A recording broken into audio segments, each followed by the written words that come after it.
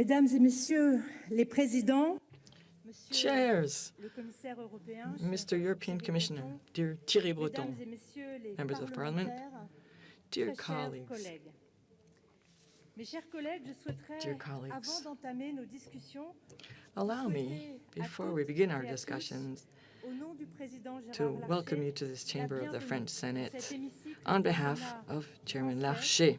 l'un des deux cœurs battants This de notre is one of the démocratie two beating depuis la hearts Révolution of our française. democracy and has been Nous since the allons French débattre Revolution. sous le regard de deux We grands will be hommes debating l'histoire under de the France gaze of et two de great l'histoire de figures of l'Europe, the history of France Charlemagne and et Europe, Saint-Louis, Charlemagne sur les côtés, and Saint-Louis, sous le regard who d'éminents can be juristes seen on the qui se trouvent sides, derrière moi, as well as that of qui, au cours eminent des legal siècles, experts ont who, construit les over the fondations centuries, laid du the droit français. foundations of French Dans law. les rangs que vous occupez, vous Some of the trouverez desks parfois in front of your de petits seats médaillons bear dorés small golden qui seals rappellent that la commemorate présence the de la place passage, physique the occupée à physical travers des siècles passage par d'éminents sénateurs. in these ranks Parmi of elles, prominent vous senators. trouverez par ici Among them, celle qui you will marque le find passage dans cet over hémicycle here the one that de marks the Victor seat Hugo, of Victor Hugo, poète, poet, écrivain, homme author, politique committed engagé, politician, visionnaire, visionary, qui au 19e who in the siècle 19th prophétisait century ceci. prophesied Il disait, that in the au 20th 20e siècle, century il y aura une there will nation be an extraordinaire. extraordinary Elle nation s'appellera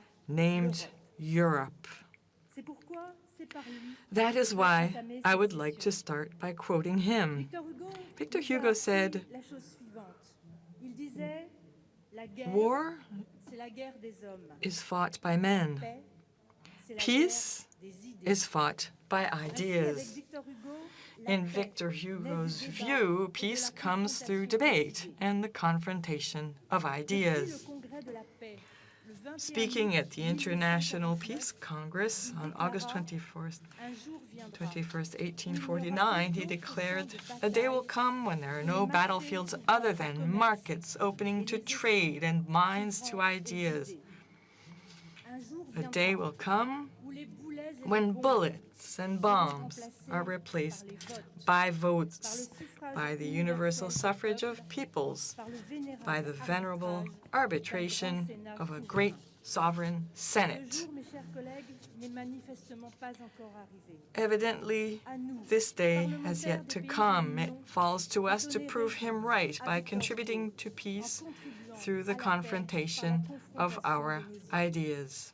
Ici, dans Here cet in this hémicycle, chamber nous where we avons have des gathered représentants de plus de 20 representatives of more than 20 parliaments of a European Union that for the first time in decades sees war by its door. jamais les mots de Victor These Hugo words have n'auront never autant de carried profondeur. such profound Aussi, meaning. en introduction de cette journée, By way of je souhaiterais rendre an un hommage introduction to this conference, I wish to pay tribute to the victims of the war in Ukraine and would like, through a moment of silence, to affirm on behalf of all of us the solidarity of the parliaments of the member states of the European Union with Ukraine, with its government, and with its people. notre attachement I would indéfectible like to à son intégrité affirm our unwavering attachment to its territorial integrity, as well as affirming our full solidarity and deep sadness at the sight of those children, those women and men les routes de l'Exode qui meurent chaque jour sous les bombes. leaving the country, fleeing the country, and being killed daily in bombing attacks and gunfire in a war, of course, not of their own choosing. Please stand.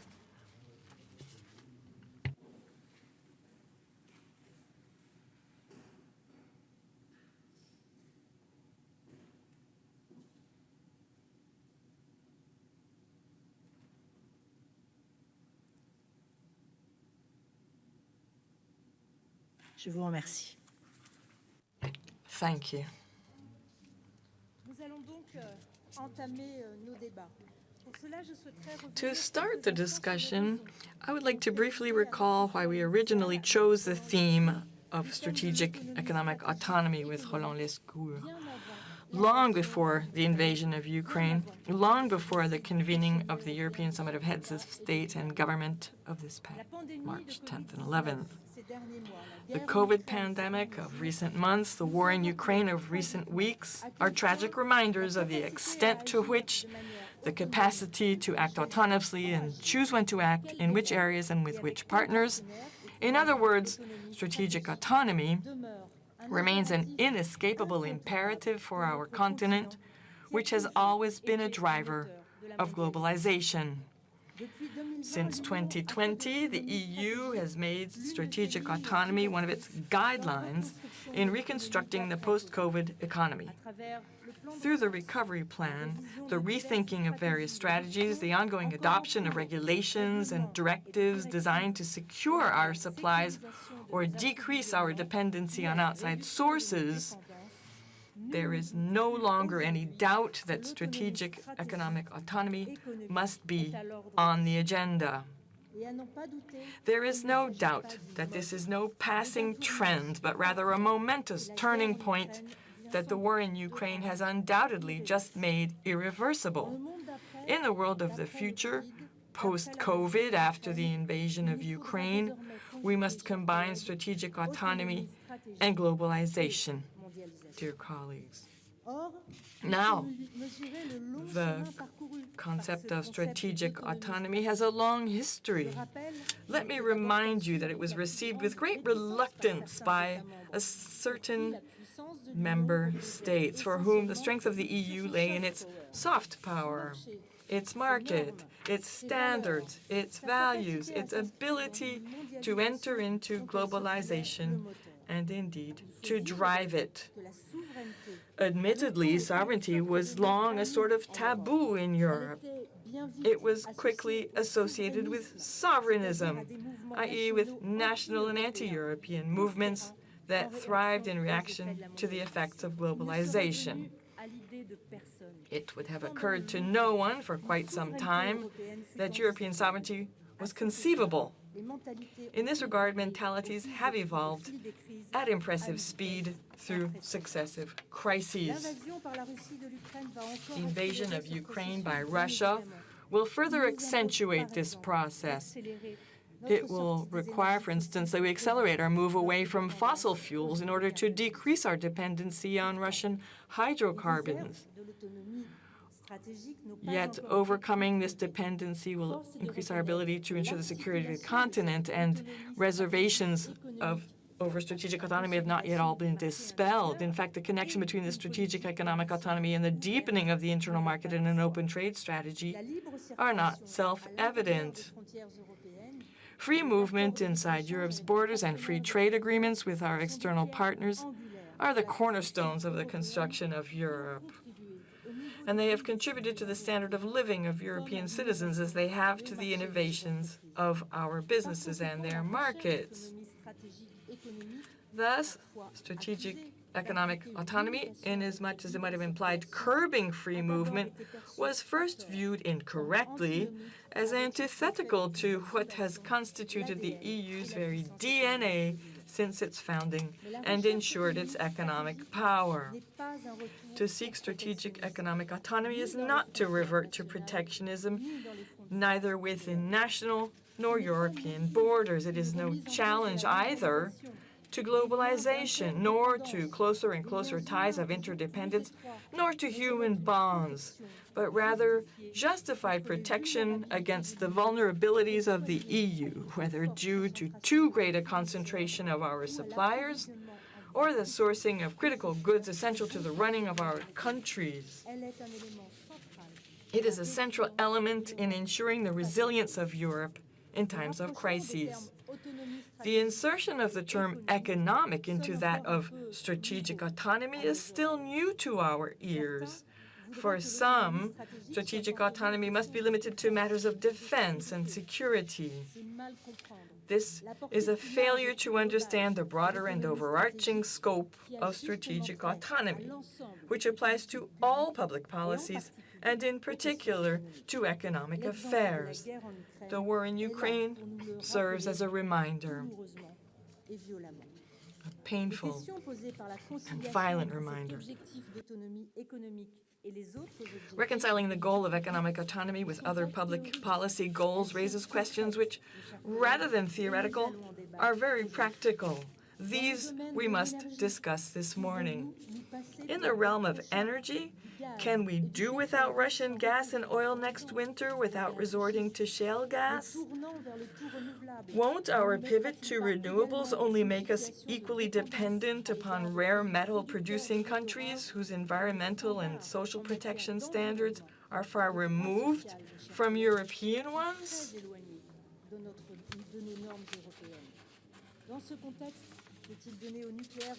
Should we restore nuclear power to its original position in the production of power?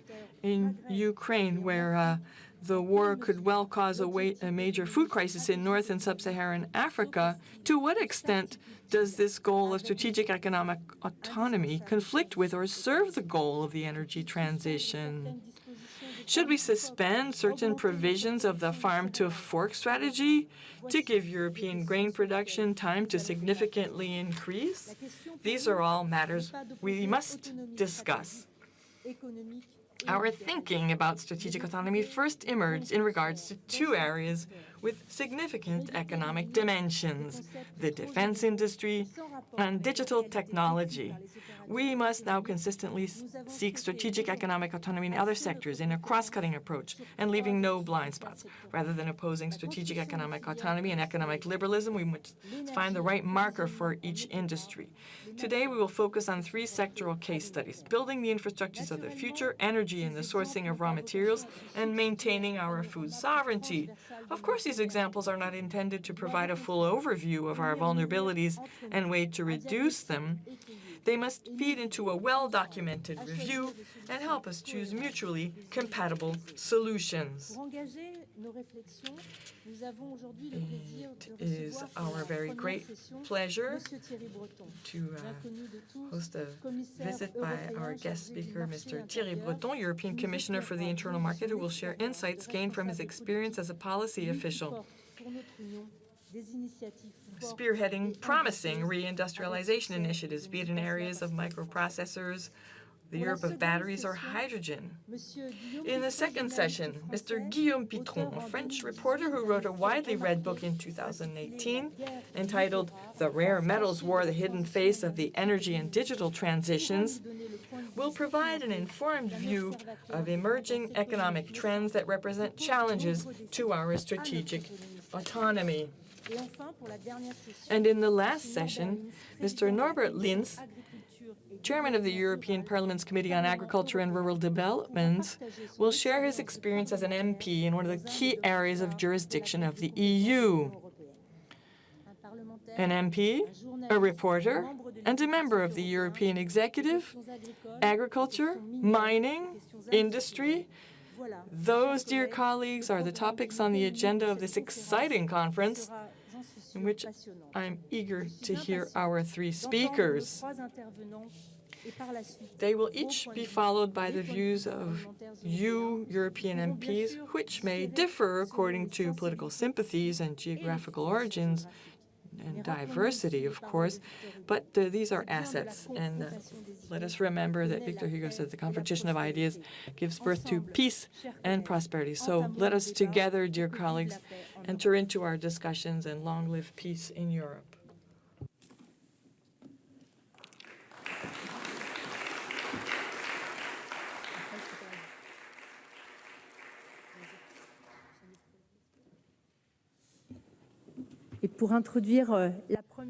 So to introduce our first session, I'd like to ask the Chairman of the National Assembly's Committee on Economic Affairs, Roland Lescure,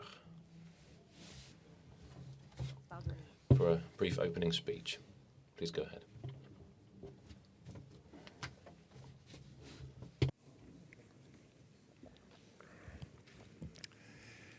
Madame la Présidente du Sénat, Madam Speaker, chère Sophie Primas, Sophie Primas, Monsieur le Commissaire européen, cher Thierry Breton, Commissioner Breton, Thierry, venus de partout en Europe, fellow speakers, vous avez déjà fellow European colleagues, Vous avez déjà eu un succès absolument exceptionnel. Together, we have already Député de l'Assemblée nationale we have already had one major success today. We have a French MP speaking to the Senate. 5 years ago at the National Assembly, I worked closely with Sophie Primas because she is the chair of the Senate Economic Affairs Committee. I'm the equivalent or opposite number at the National Assembly, and no doubt that is the case in your countries too. The two houses of Parliament work together to push forward the legislative proposals made by government and end up with final texts which are logical, reasonable, and in line with our citizens' expectations. This is, however, the first time, despite all that collaboration, that I've spoken here at the Senate, and so thank you for inviting me. There's this great example of bicameralism. Asking ourselves the question today of the European Union's economic strategic autonomy is essentially asking ourselves the question of what Europe's future is.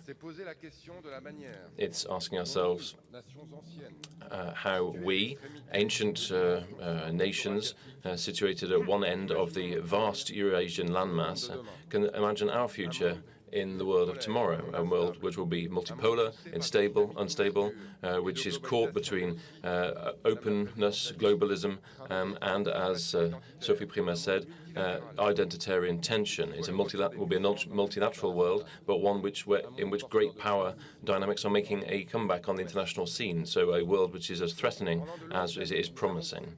For many years, we together believed that the world was infinite, that it was that technical progress would conquer all. We thought that prosperity and growth would be open to all forever, whether they be large countries, small countries, developed countries, less developed countries, with no limits other than human labor and creativity. We have woken up from that illusion, and indeed, we were warned against them in a Club of Rome report from 1972. The world is finite. The resources of the world can be exhausted, and our ability to build a collective future for Europe, which is prosperous and secure for all of us and for future generations, will necessarily involve controlling our resources, whether they be energy resources, mineral resources, or food resources.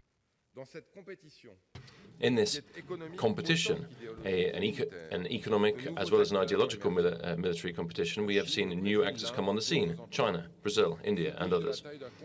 These are continent-sized countries. They have their own goals. They are legitimate goals, but they are not necessarily our goals. And from that point of view, we therefore need to protect ourselves against being naive when we vis-à-vis the hidden agendas of our partners, including some of our oldest friends and allies. So asking ourselves what the EU's economic strategic autonomy means essentially means asking ourselves what the EU's sovereignty means. The health crisis, the pandemic, has shown us this clearly.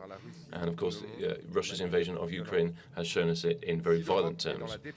If Europe depends on Russia for its gas supplies, or if it depends on China, and we'll come on to this, for its supplies of rare earths, if Europe depends on state and quasi-state actors for lithium, cobalt, silicon, or titanium, all of which are needed to make batteries, solar panels, electronic devices, if Europe is not self-sufficient when it comes to food, can Europe claim to be sovereign?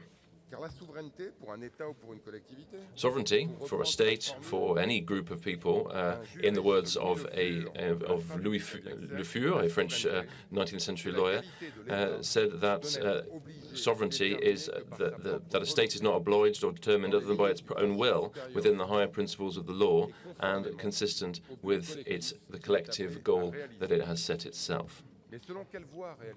But how can we achieve that goal, and with what resources? How can we make Europe as a power a reality? Simply, for the time being, it is simply the highest common denominator between the states making up Europe, rather than a multiple thereof. How can we tie that in and reconcile it with deepening of the internal market and an open trade policy, as Madam Speaker said? How can we reconcile energy autonomy and our climate ambitions, as Commissioner Paolo Gentiloni asked in a recent article in Le Monde. If we want to reduce our dependency on Russian gas in the short term, we will have to increase our purchase of LNG, increase our regasification capabilities in Europe, and in some cases, in some states, we may have to use more coal. The Versailles summit addressed many of these concerns last week. I'm sure the Commissioner will come on to them. There are many questions which are unresolved, many objectives which are difficult to reconcile. Some of them are contradictory. So we have much to talk about today. Our debates will shed some light on them, and I'm sure that will be a very fruitful exchange. I hope that it will help build the response to these questions, the answer that our fellow EU citizens expect of us. Thank you very much.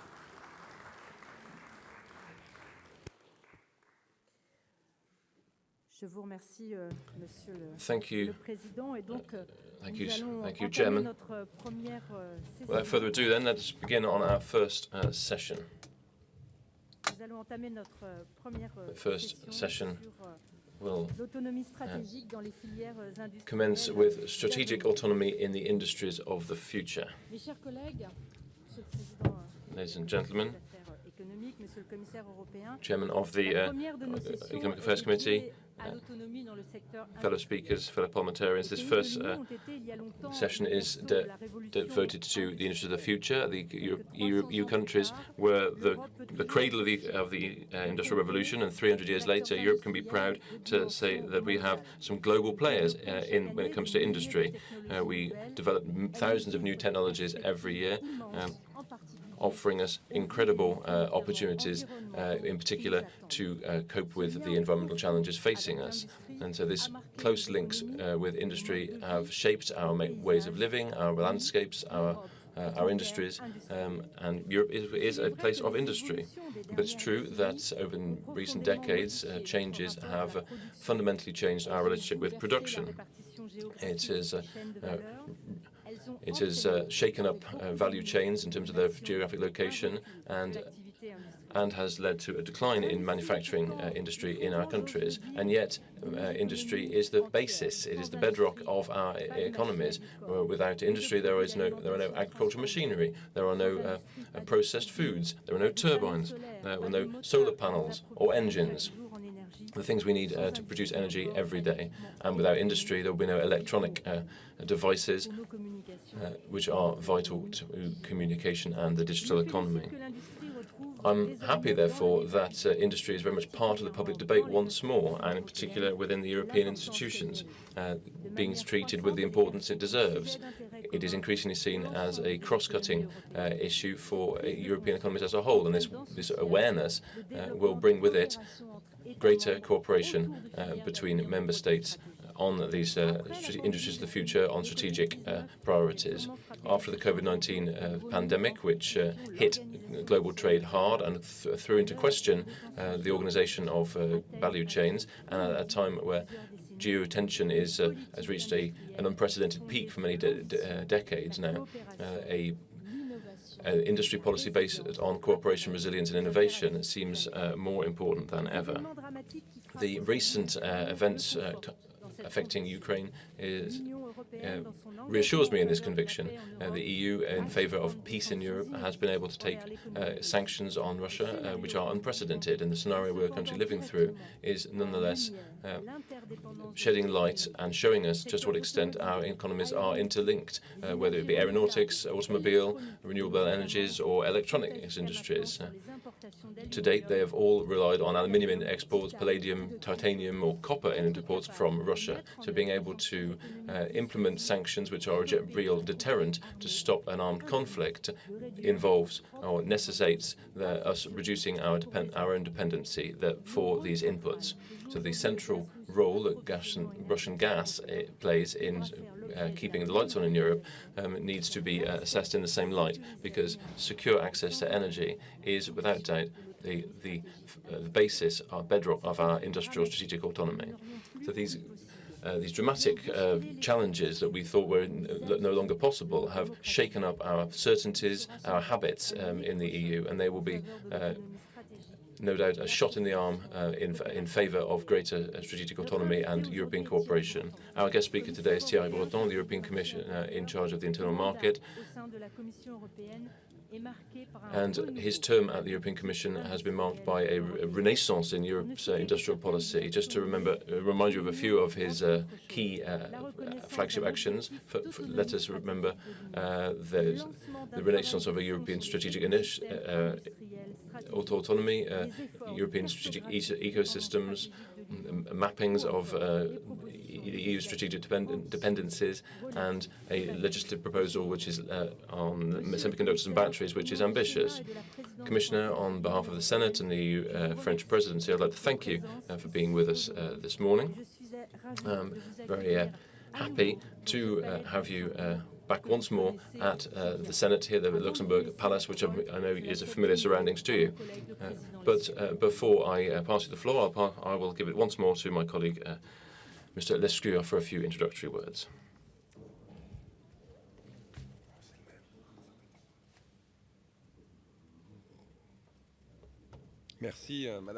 Thank you, Madam Speaker, for giving me back the floor. I will be brief.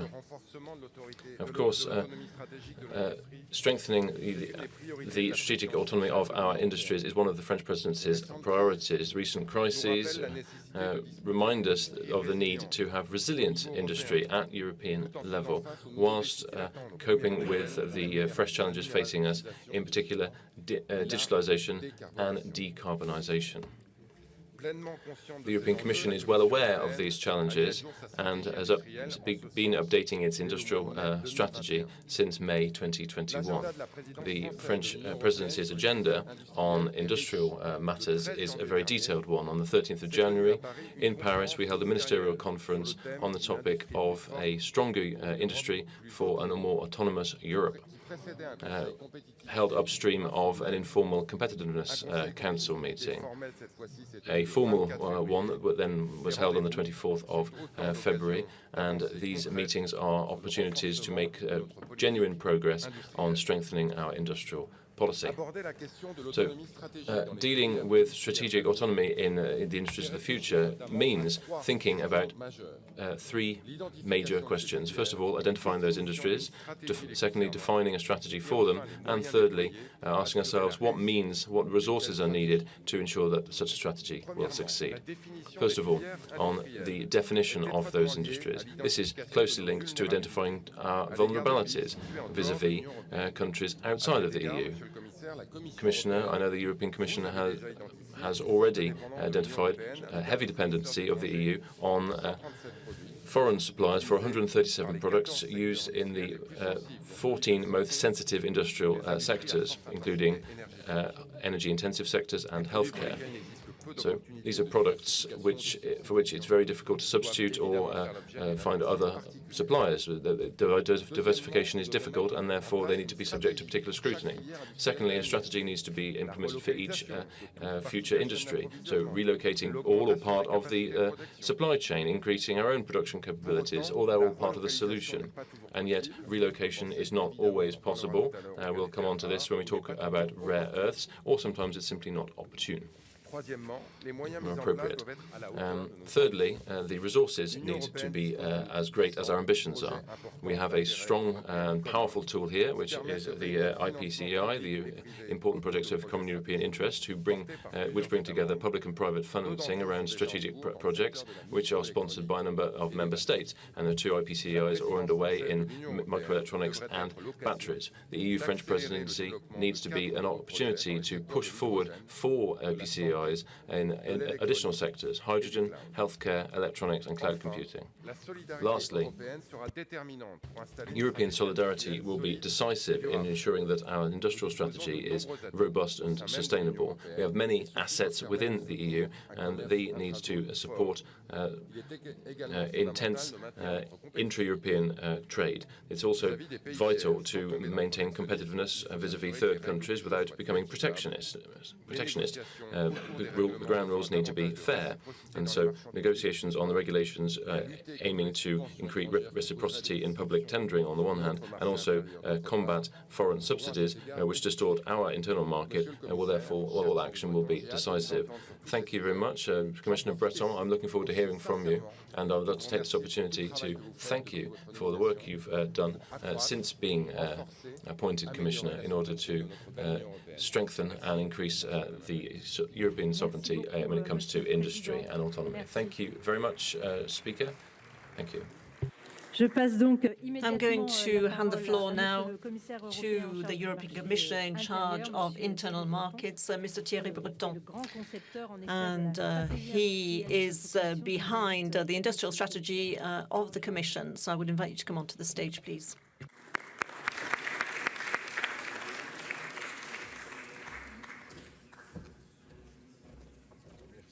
Merci.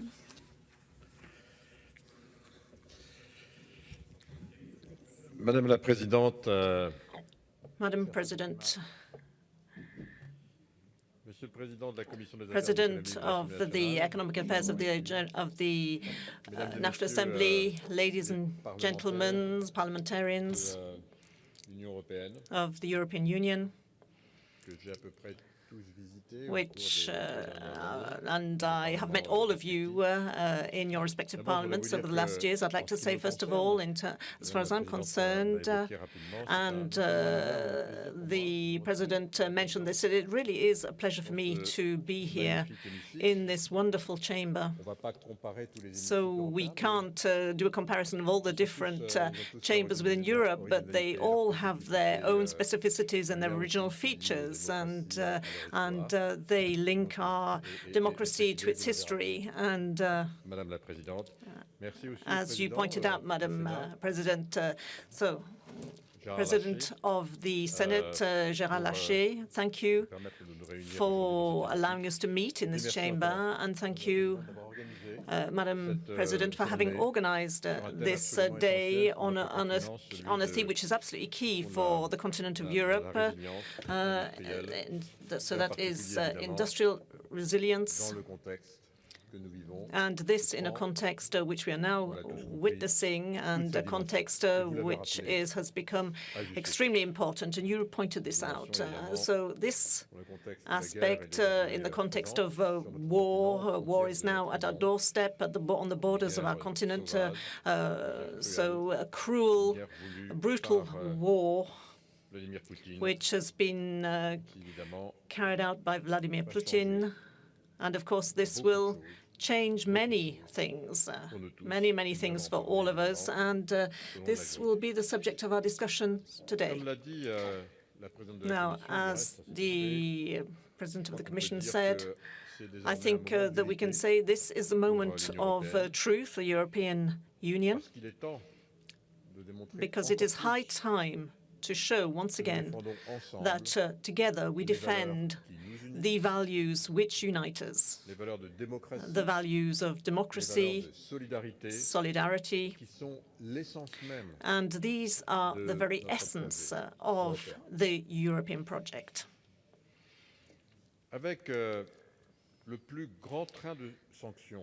Now, with the largest slew of sanctions that has ever been adopted in the last 70 years,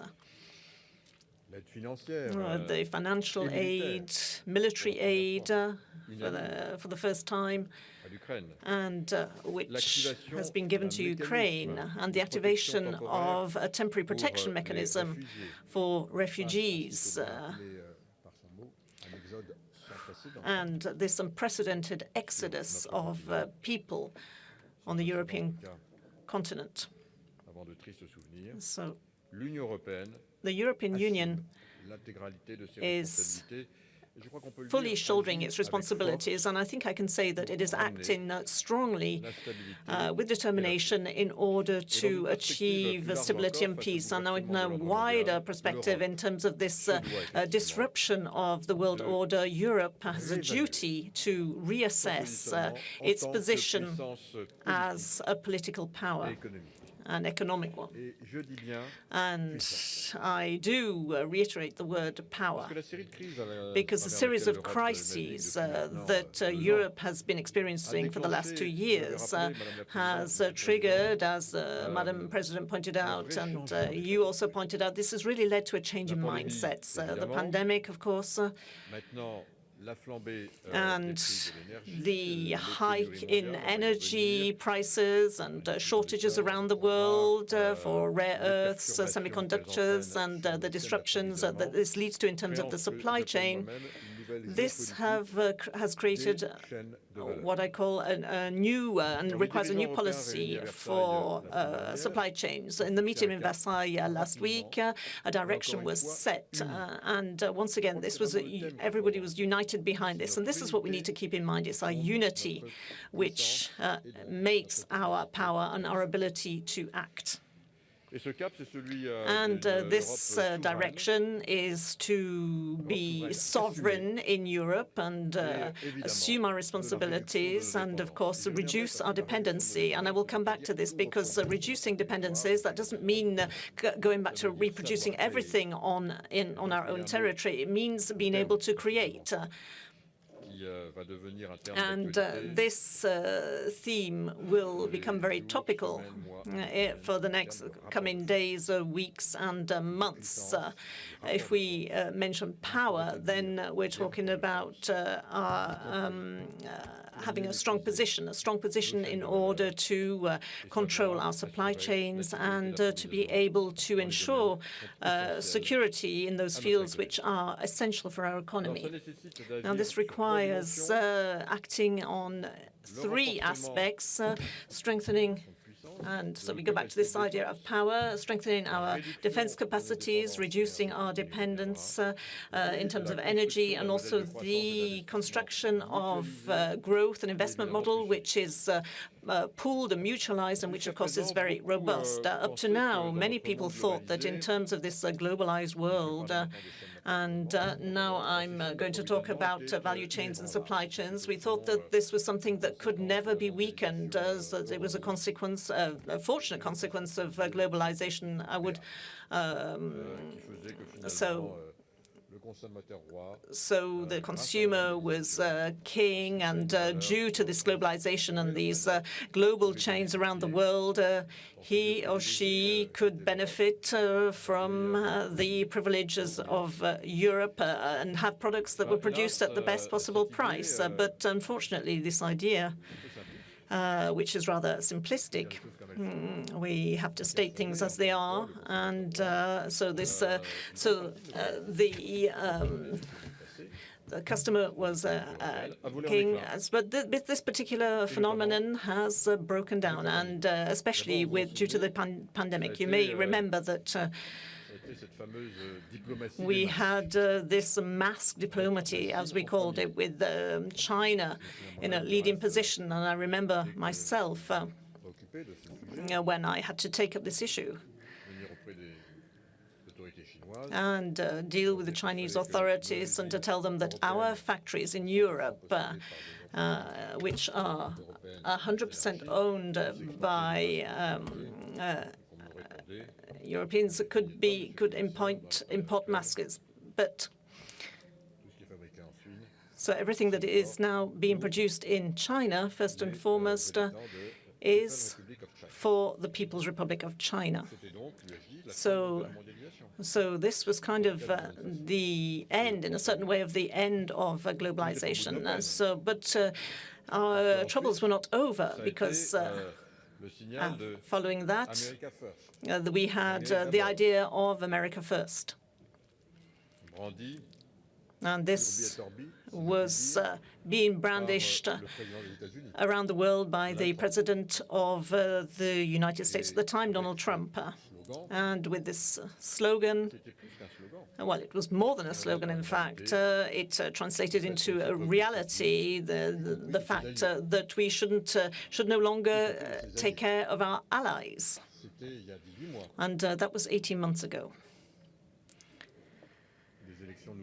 New elections came up, the midterm elections, as you know, and we need to be very attentive to those, especially when we are talking about the importance of our alliances, which, of course, are very important, but the way in which these can be controlled. Once again, this position of strength this has to be favorable to our 450 million inhabitants in Europe.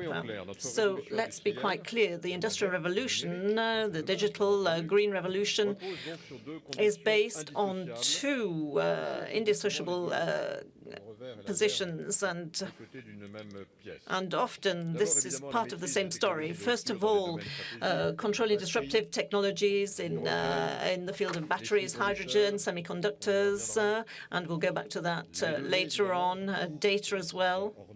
This new black gold, as it's called, which is the added value and their ability to innovate for a number of industrial fields, cybersecurity as well, which is, of course, related to the importance of data, and then reducing our strategic dependence, or at least organizing our position in terms to permanently control situations. Whatever the situations may be that we have to face, we have to have security of supply in key fields. Now, of course, and I restate this and I repeat it, you may think that, okay, well, we're going to live in isolation, we'll close down our borders, and we're going to reproduce everything in Europe. That is absolutely not the policy that we would like to execute. This is much more, it is a much more sophisticated and well-adapted policy, adapted to the world that we live in today. We need to create an industrial policy, which, of course, is open, because we are an open continent, and because globalization will continue openly, and we will also take in those who want to have access to our internal market, but that will be, from now on, based on our conditions. I often say in continental Europe, all those who wish to have access, like the famous GAFA, okay, you are welcome in Europe, but now we will tell you how to behave when you are present in Europe. And if they don't understand, and they say, well, this is what we want you to do, well, I'm going to say, well, in continental Europe, we drive on the right-hand side. So if you want to have access to Europe, then you must drive on the right-hand side also. And some people find this difficult to understand in terms of digital matters, the DSA and the DMA. These are very important directives. But so due to the DSA and the DMA, well, things have now become even clearer. So I now want to focus on the more industrial aspects and manufacturing aspects. Now, we have said many silly things over the last years. Europe without factories, and for much of my life I was in the US, and I have to tell you that they were saying the same things in the US. So they said, okay, we're going to eliminate all factories in the US and put them on the Mexican border, and then send them over to China, and then the US has lost this industrial capacity. So unfortunately, we didn't lose it to such an extent, and I realize this now that I was in charge of vaccination in Europe. We were able to preserve our capacity and keep our industrial know-how. This allowed us to be the continent that led in terms of producing vaccines around the world, and we even beat the US in this regard. So, of course, our Europe has to be Europe with a manufacturing base which is significant, and I mentioned this. The manufacturing bases today will also, most of them, will have to have a closer ties with digitalization, with semiconductors, the components, and these components also require the right intelligence and integrated software. And, of course, proximity is very important in terms of the manufacturing basis, semiconductions, knowledge of the customer, software, which all goes together because all products are now about providing services. And this is defined locally with the customers, with the research centers, with universities and the famous ecosystems that Madam President pointed out. And this this involves many actors, startups, SMEs, universities, the academic world. And so this makes up our industrial landscape. And so we have to recreate this ambition to be an industrial Europe for ourselves, but also a Europe which exports. So this is not just about doing this for ourselves. We do this because we have the know-how, we have the competence, and because we want to be a major exporter over and beyond responding to the needs of our citizens. And of course, this all requires greater resilience in terms of our supply chains. The green transition is a major challenge because in order to produce, and we set the objective of producing in a decarbonized fashion, of course, this will require considerable investment, a lot of investment, a lot of research, and the levels are absolutely huge just to achieve the objectives that we have set with the 2030 agenda. We're talking about 650 billion euros per year of extra investment, which is required in order to decarbonize the whole of the value chain. And of course, this will require an environment which must enable and facilitate private investment, but also through public intervention as well, because that is also necessary.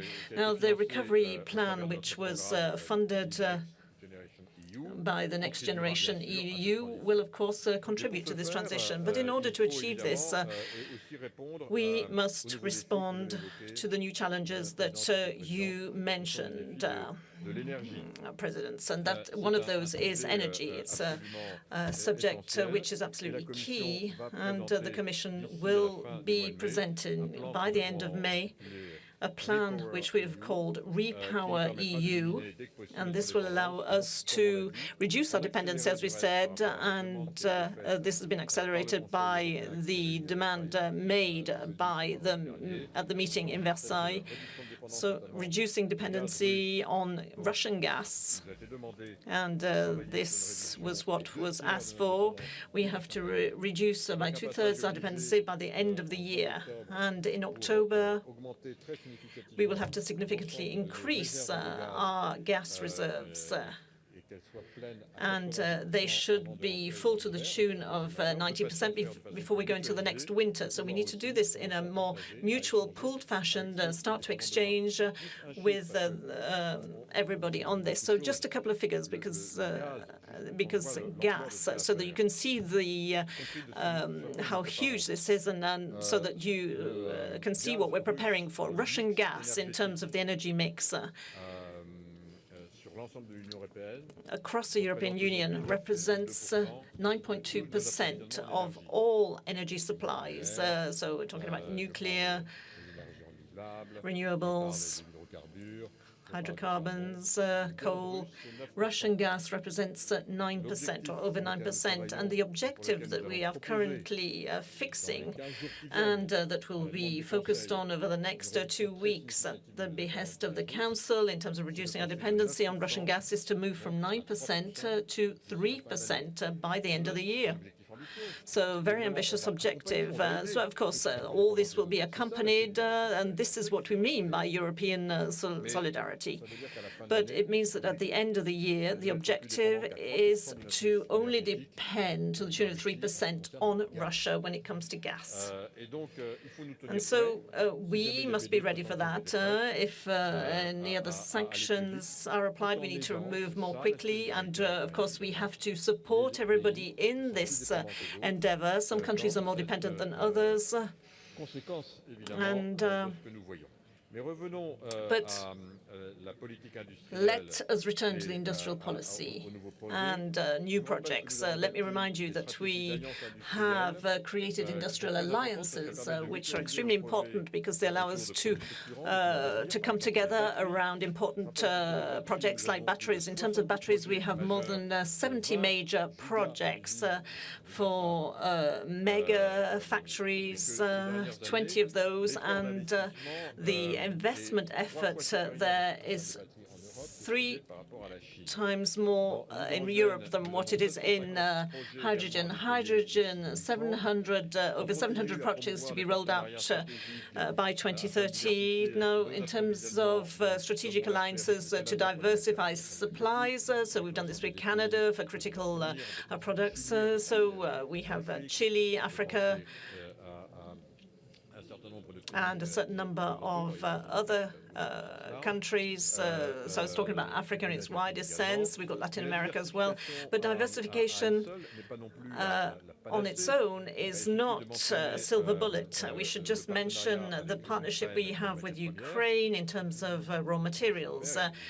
And tragically, so this has been brought into question. So it's important to create local production conditions, and we have done this. We've done a mapping of everything that we have in Europe, and we do have many resources, strategic minerals, for example. So we must now decide how to extract those. Well, of course, we need to respect the values of biodiversity, the environment, and also local authorities with extraction methods which are less intrusive, less destructive than the ones we used in the past. Technology as well is also an important aspect, and we want to create alliances.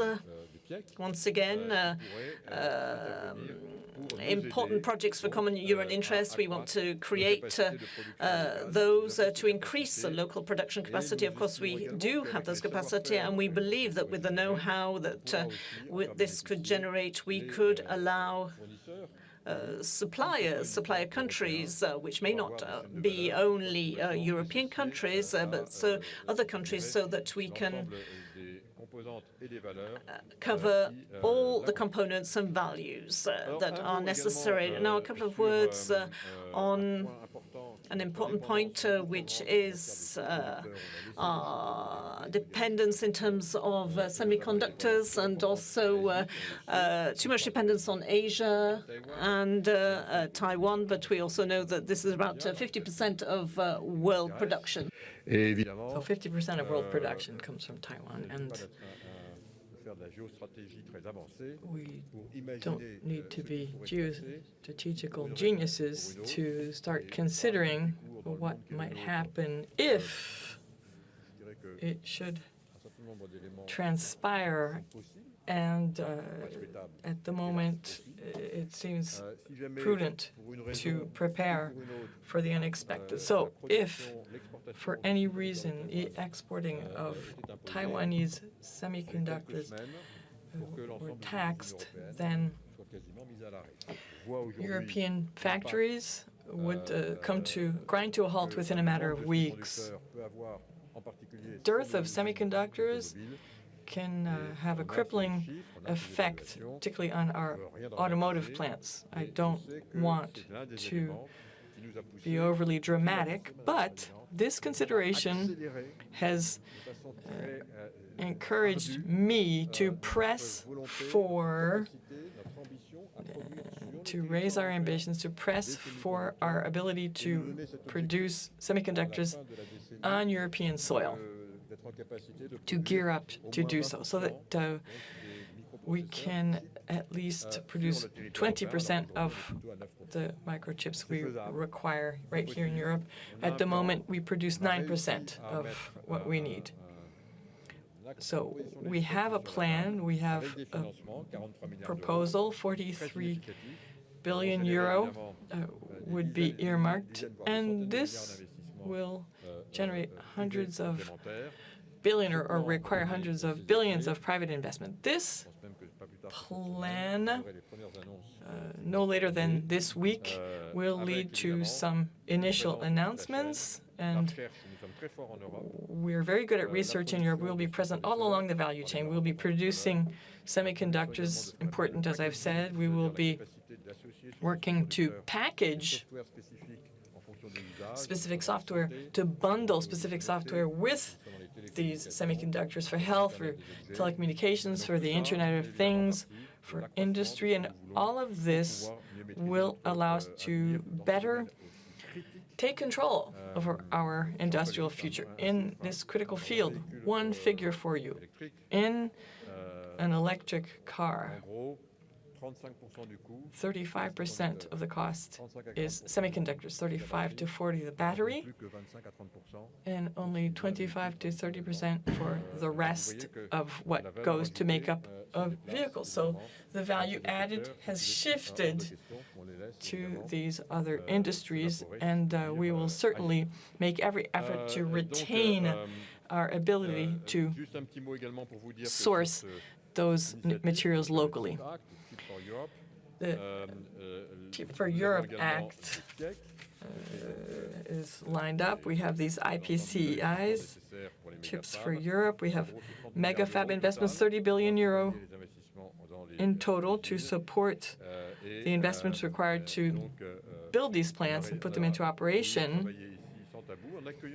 And we try to think completely outside the box and make every effort to provide the necessary investments to these European players, and we need to invest into the semiconductors of the future.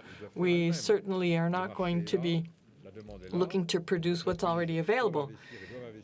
Businesses are prepared to invest into this market, but what we need to tap into are breakthrough technologies. We need semiconductors whose engraving is finer and finer, 5 down to 2 nanometers. This we are unable to do in Europe at the moment, so we will foster those businesses which are able to enter into this process of engraving to a width of down to 2 nanometers. And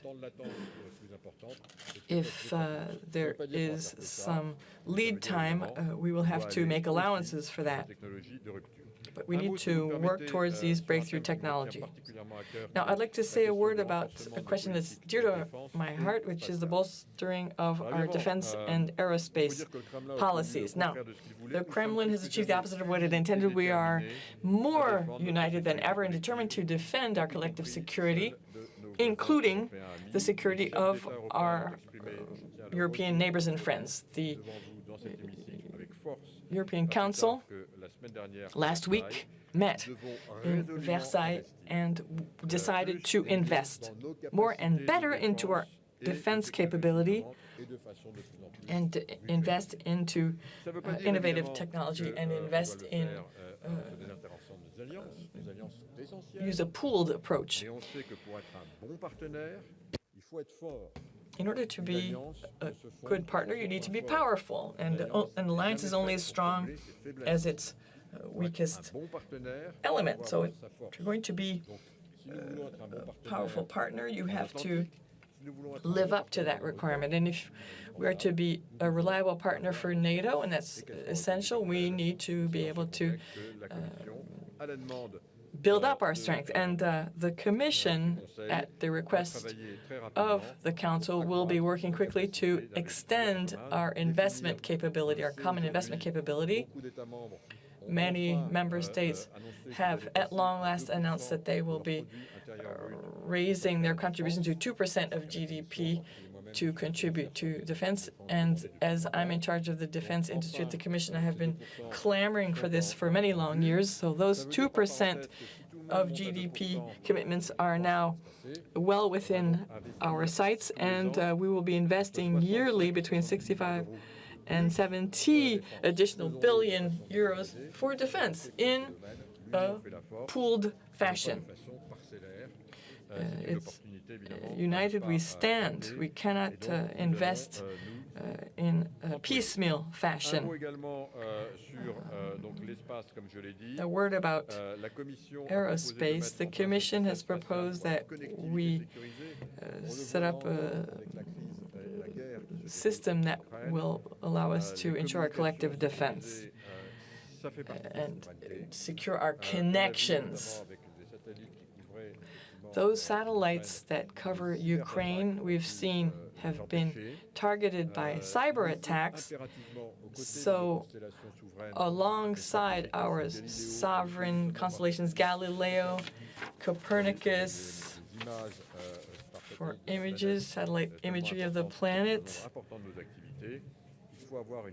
we need a third dimension. We need a third sovereign constellation, which will be the satellite connectivity constellation.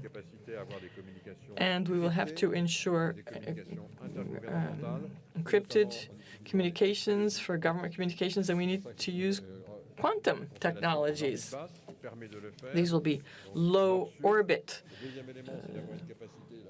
constellations. We need to provide redundancy to back up our terrestrial networks should there be any sort of failure due to a cyber attack or any other cause.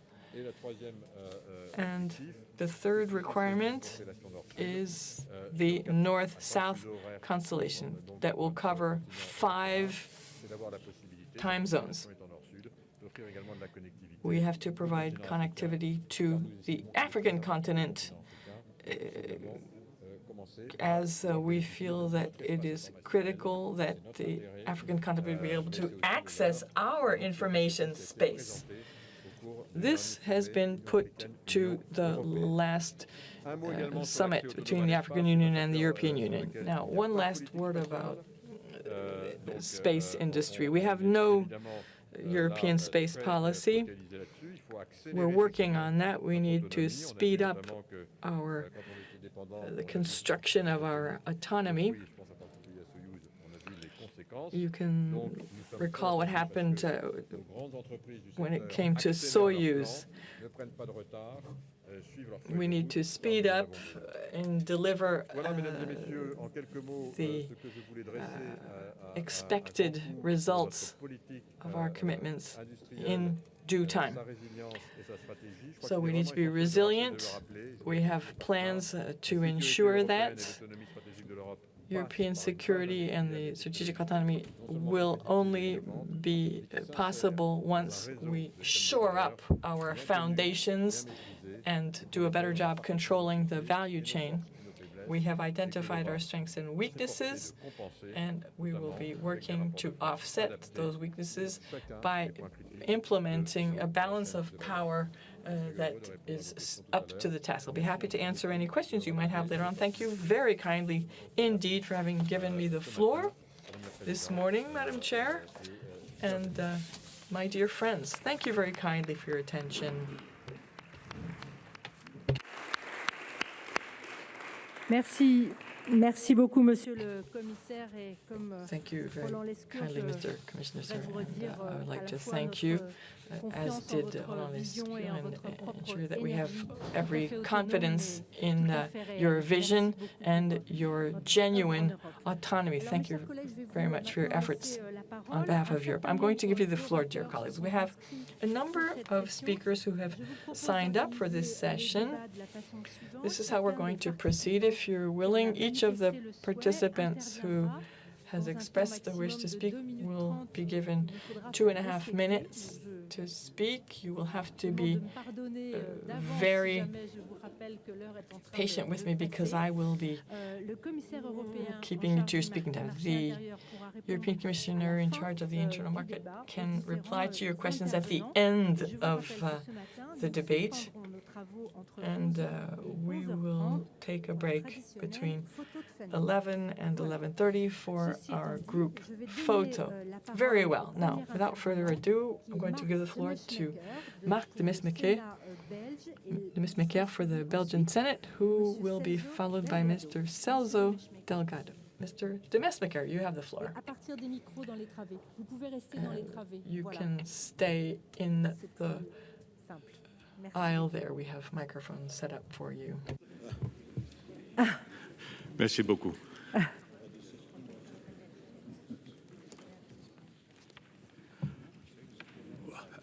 Thank you very much, Madam President, colleagues. and Mr. Commissioner.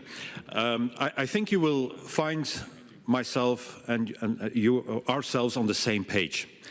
But I don't want to start before or without first expressing also my support and solidarity with the people of Ukraine and my great respect, admiration for our colleagues in the Verkhovna Rada, the parliament in Kiev, their government and their president Zelensky. I wanted to say that first, and it is important to understand the historical significance in view of the discussion that we are having today.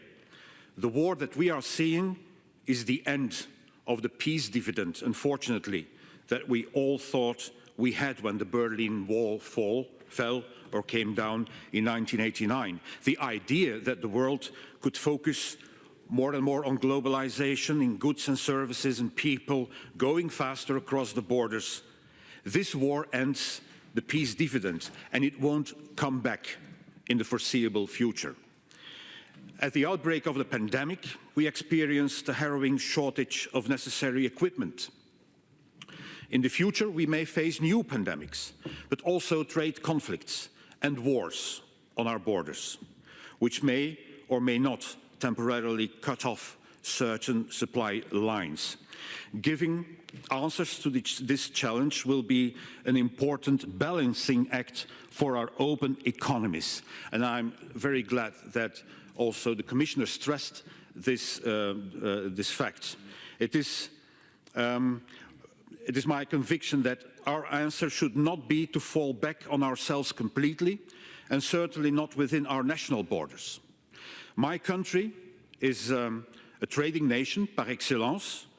1 in 3 jobs in my region, in Flanders, depends on trade.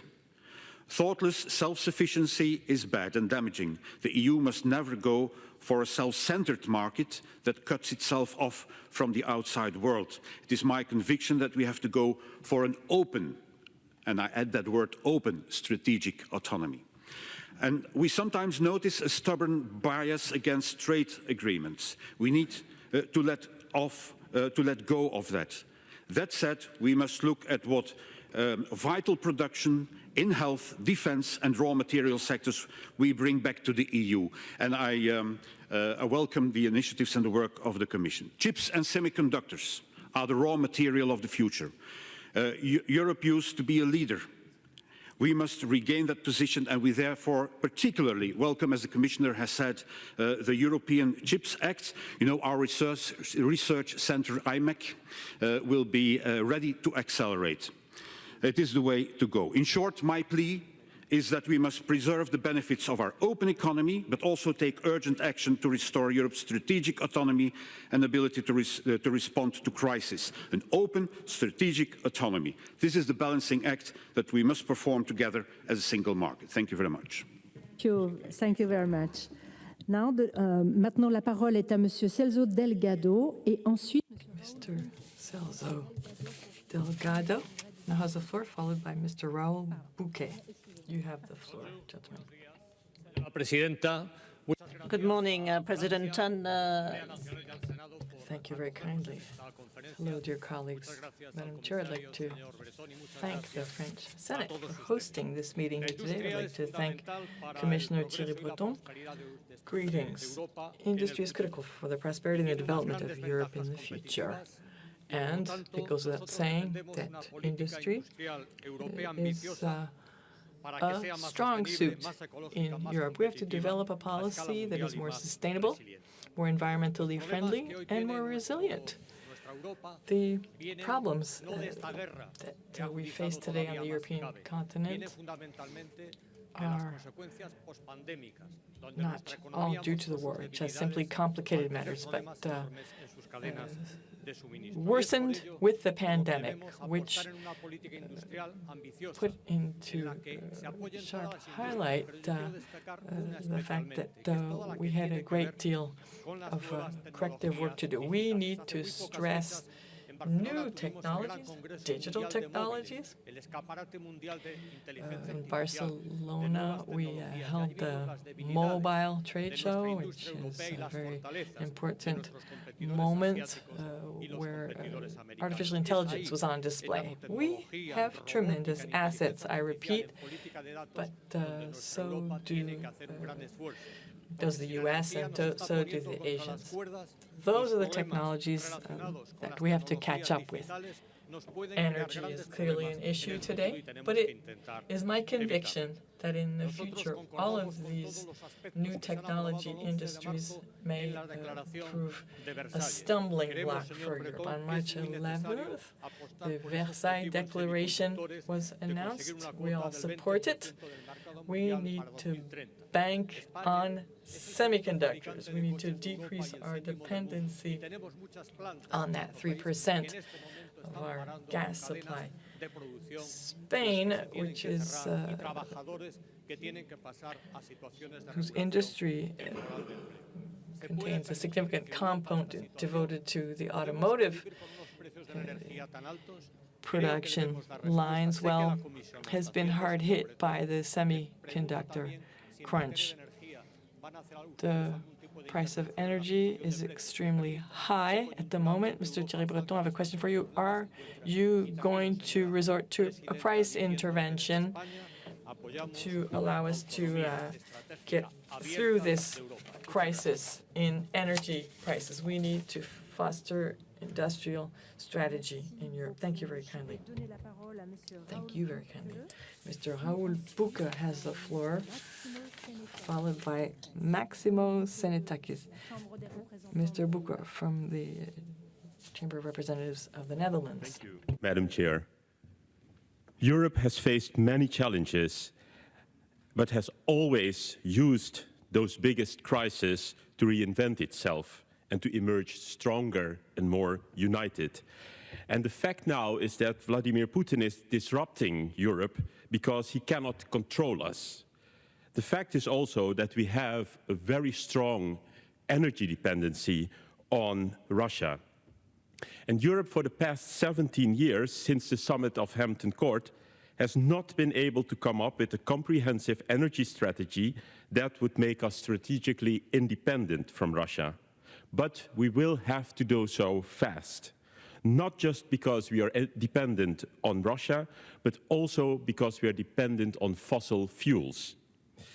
The European Commission has come up with the Repower EU plan, but it is up to us, the member states and the parliaments of the member states, to implement this program. In the Netherlands, a new coalition government has started a couple of months ago with a very ambitious climate agenda. They have set a 60% reduction target in 2030 with a package of measures, industry, buildings, and also mobility, and a climate fund of 35 billion euros. The industry has an enormous reduction task, but they are up to it. And together with the Dutch government, they will make tailor-made agreements. The government will invest heavily in infrastructure and will provide investments to facilitate the transition. The development of renewable energies will be speeded up, especially offshore wind.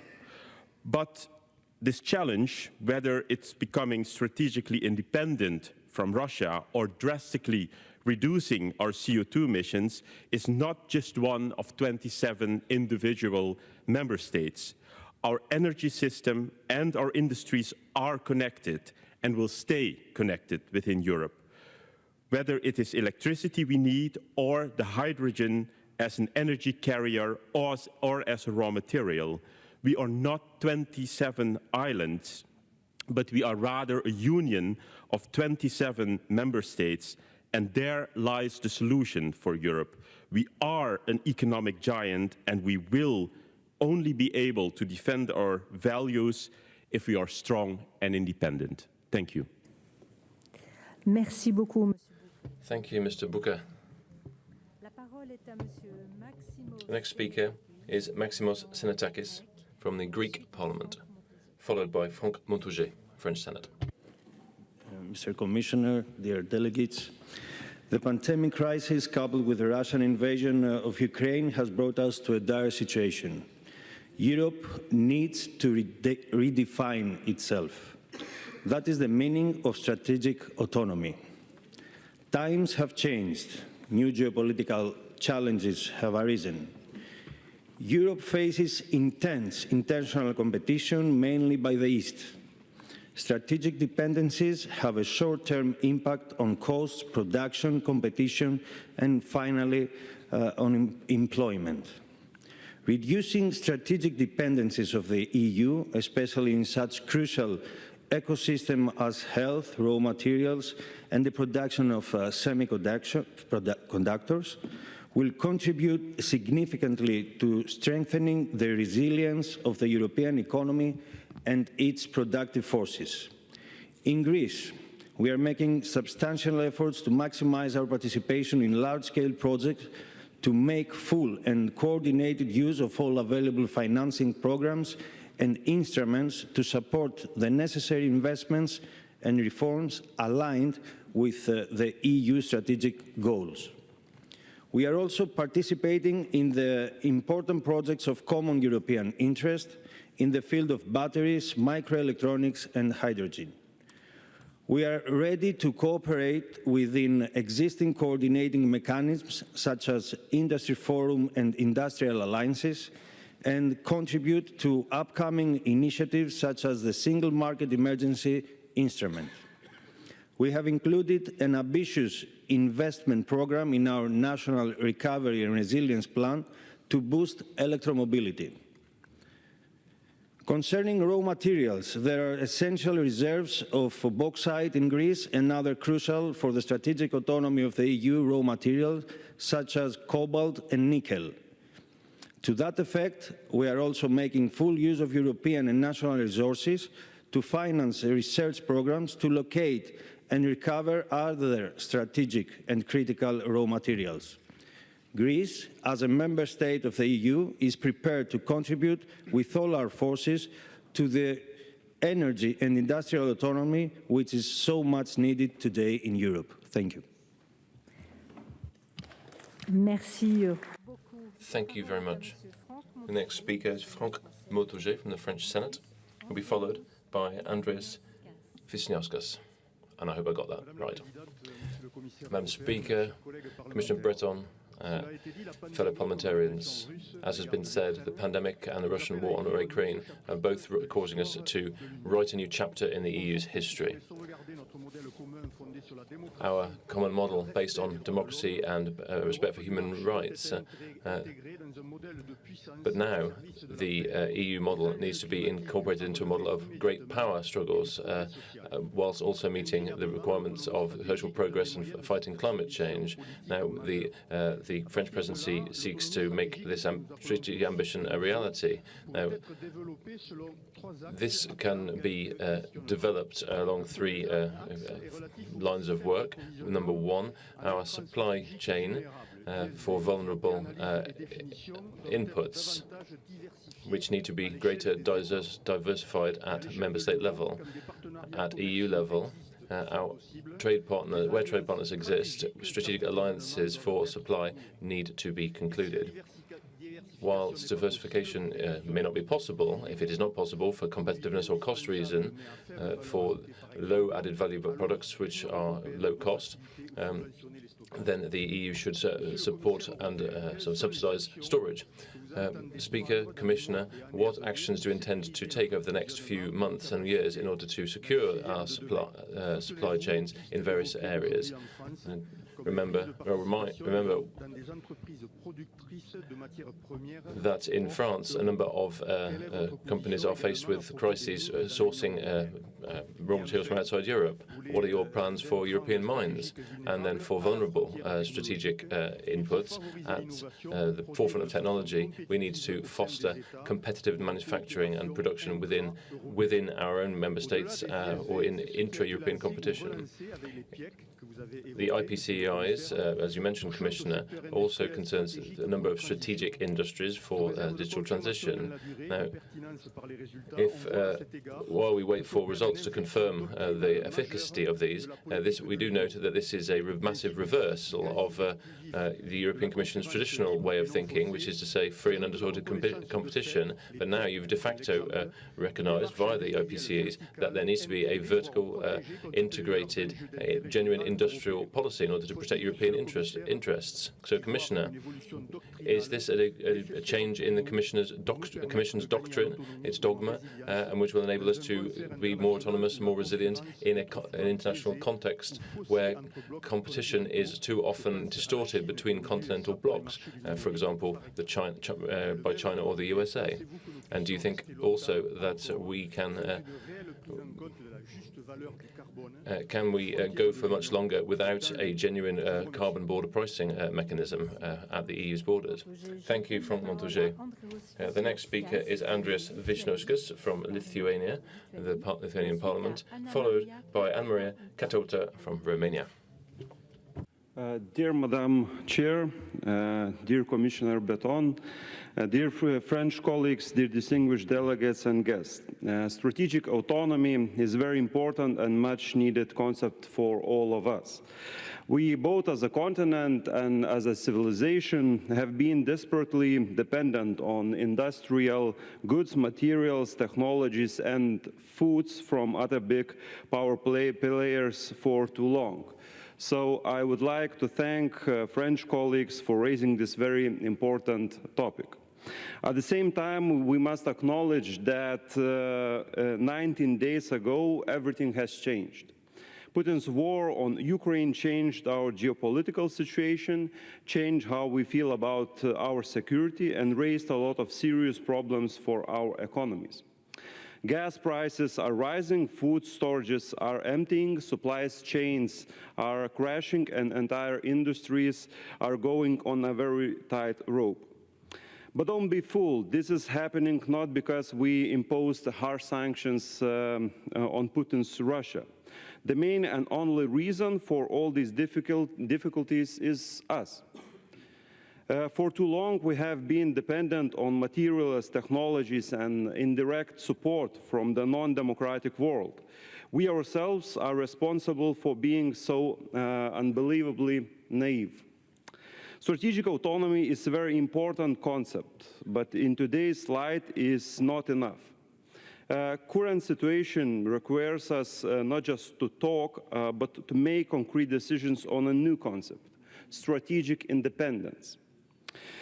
First, economical independence from Russia and China, and then, in the long run, full independence from all other despotic regimes around the world. That must be our main goal for today and for the near future. 32 years ago, my beloved country, Lithuania, decided to be independent. After the Declaration of Independence and the collapse of the Soviet Union, we were still dependent on energy resources from Russia. 24 years ago, we became independent from Russian oil. 10 years ago, we gained our independence from Russian gas. Next year, we will be fully independent from Russian electricity. To be independent, to cut all ties with Russia was a deliberate and astounding decision of our proud nation. We did all these independent steps irrespective of what Russia did. We sought our independence when our relations with Russia were good, and we sought it even harder when the relations were bad. We did this because we were occupied by that country for many generations. And we regrettably know that there is something deeply bad in that part of the world. For many years, we have tried to tell you, our Western friends and allies, about that breaking bad in Kremlin. Today, we are seeing all that bad, all that evil on Ukrainian soil. Now we see all the evil in Putin. If we choose good, we choose Ukraine. It's obvious. If we choose Ukraine, let's choose full European independence from Russia and China. Believe me, to be independent is an amazing feeling. Thank you very much.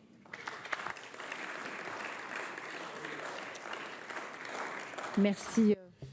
Thank you very much for your contribution. The next speaker is Anna Maria Catota from the Romanian Chamber of Deputies, followed by Brian Lenning. Thank you, Chairman. Points I want to make. First, I think that we all agree that after the COVID-19 pandemic and now the war in Ukraine, business as usual is no longer possible. In order to achieve our goal of an autonomous European Union, we must invest in a smarter manner in the development of a toolkit for reducing strategic dependencies. This toolkit should include storage, diversifying sources of supply, ensuring shorter and more secure supply chains, encouraging circular models, and supporting production and investment in Europe. Because, Commissioner Breton, the European single market should also start focusing on the manufacturing of goods, in addition to the movement of goods, services, capital, and persons. Secondly, we must also be very careful not to increase the economic and social discrepancies between regions and countries. Starting from the principle that no one should be left behind, the question is, how will the European Union ensure that the implementation of a strategic objective is done with a bearable cost and low social impact? We therefore consider it important that the green transition, allows for the use of alternative solutions adapted to the reality of each member state, as to reduce the social impact and leading to the achievement of our strategic objectives. And thirdly, Romania has joined other member states and is a committed partner in the second important projects of common European interest in the field of microelectronics. Being aware of the fact that microelectronic systems are the essential condition for achieving a sustainable digitalization. Romania can be a player in designing and producing semiconductor processor and products, both to a national school with tradition in the field, but also due to recent public and private development and investments. And before I end, I have to congratulate our friends from Lithuania. They do have understood what cutting ties with Russia means, so congrats. Merci beaucoup. Merci beaucoup. Thank you. Thank you, Anna Maria. Our next speaker is Brian Ledin from the Irish National Assembly, followed by Zako Tušek from Croatia. Brian. Mr. Ledin. Mr. Ledin first. Yeah. No, Brian first, and then that's okay. Oh, you need to go to the, yeah. Thank you. Merci, Madam Chair. Firstly, if I could extend, as my colleagues in the Chamber have, our solidarity in Ireland with the people of Ukraine, their parliament, and indeed our solidarity with our sister nations across Europe who are dealing with the influx of refugees immediately, and we are starting to see that same influx in the furthest reach of the Union in Ireland already. On this great question of Europe's strategic autonomy, I just want to speak about how Ireland can contribute very significantly to this question. Ireland does not have an industrial base, much like many of the countries of the European Union, but we do have, and we are realising it for the first time ever, an incredibly rich clean energy resource, particularly off our west coast. We have that resource. It's about 50 gigawatts of wind power. And we haven't even begun to analyse the wave power potential that Ireland has. With these resources, we can help Europe create a green hydrogen economy. Ireland has always seen itself as part of Europe, and this relationship goes back millennia, and even indeed at the fall of the Roman Empire, when Europe crumbled, Ireland stepped in and became a hub of intellectual activity. Ireland wants to be European, and particularly since Brexit, we want to embrace and strengthen that connection with Europe. And we believe Europe should look to Ireland for its energy, to a friendly nation, and to finally to rid itself of dependency on despots like Mr. Putin.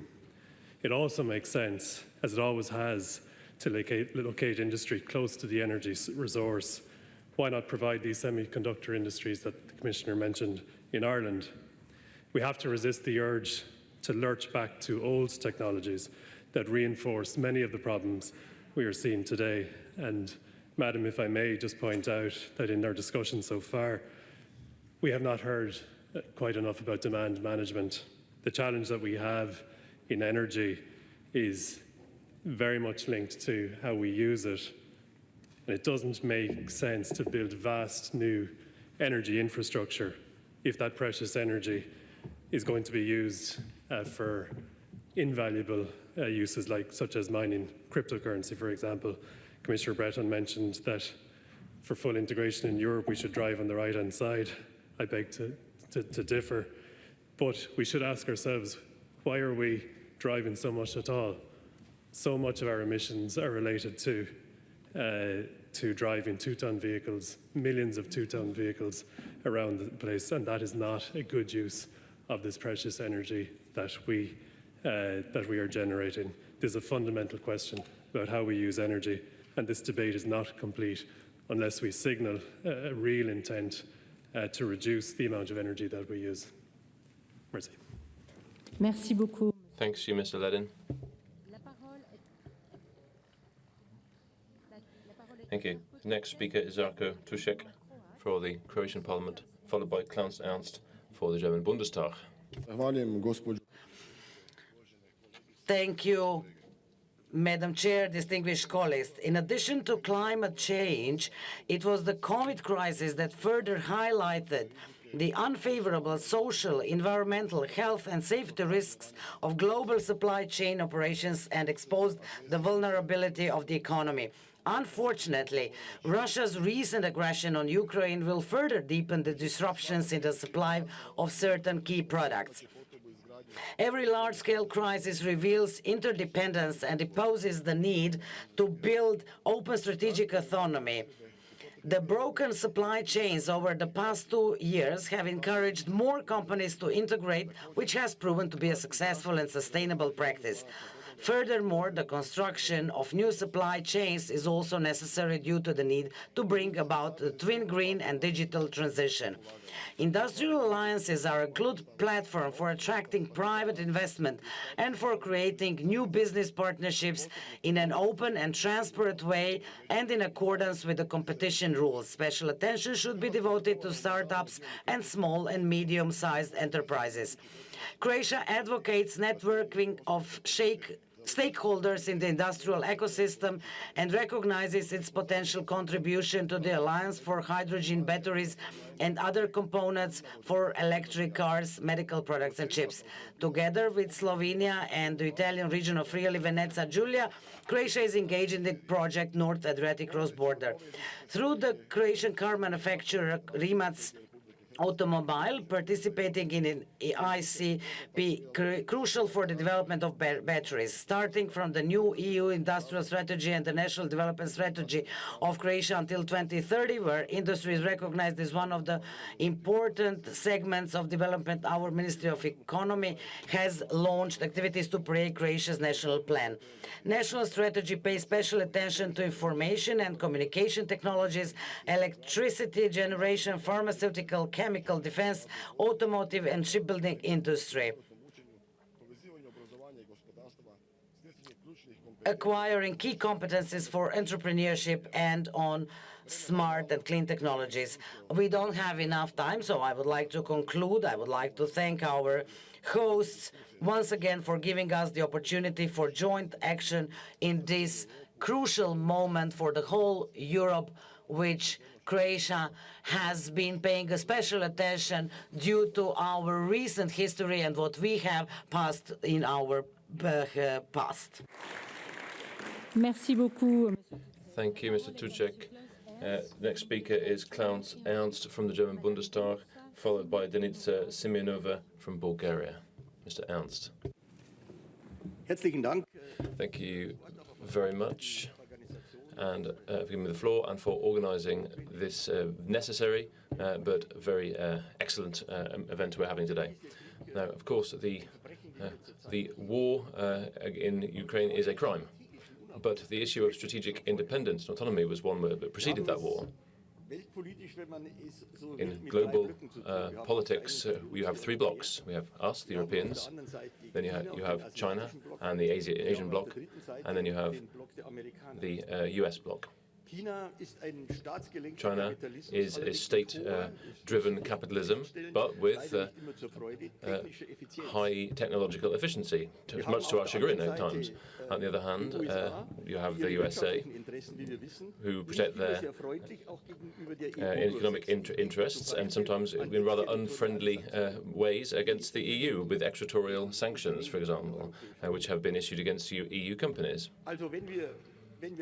So once if we know that every partner represents their only interest, and they're not always nice in so doing, then all we can do is to think ourselves carefully about our own strategic autonomy in all those areas correctly mentioned by Commissioner Breton.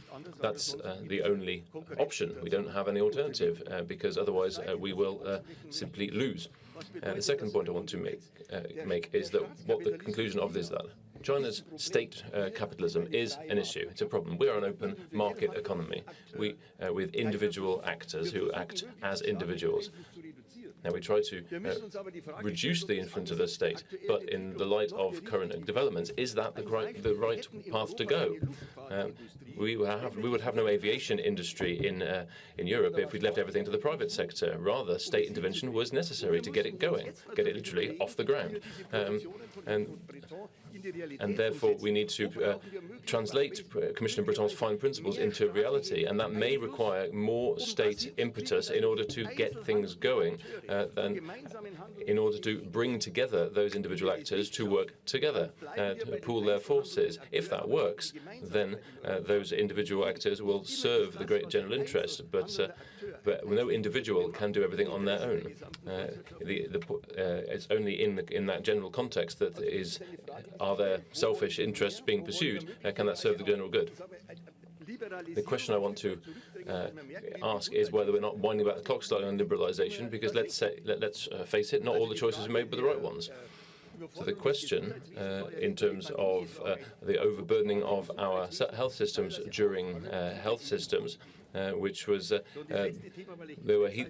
health systems already overburdened partly due to EU regulations. Now, this is not it doesn't need to be a battle here, but I believe that it will. I don't think that rearmament and upping the ante on either side is going to make the world a safer place. NATO already spends three times as much on armaments as China and Russia together, and so increasing defence expenditures is not going to change the problem or put it away. Rather, it's a question of how you use our resources, not just more money, but how do you spend it. We need more disarmament agreements. Now, just a last example. If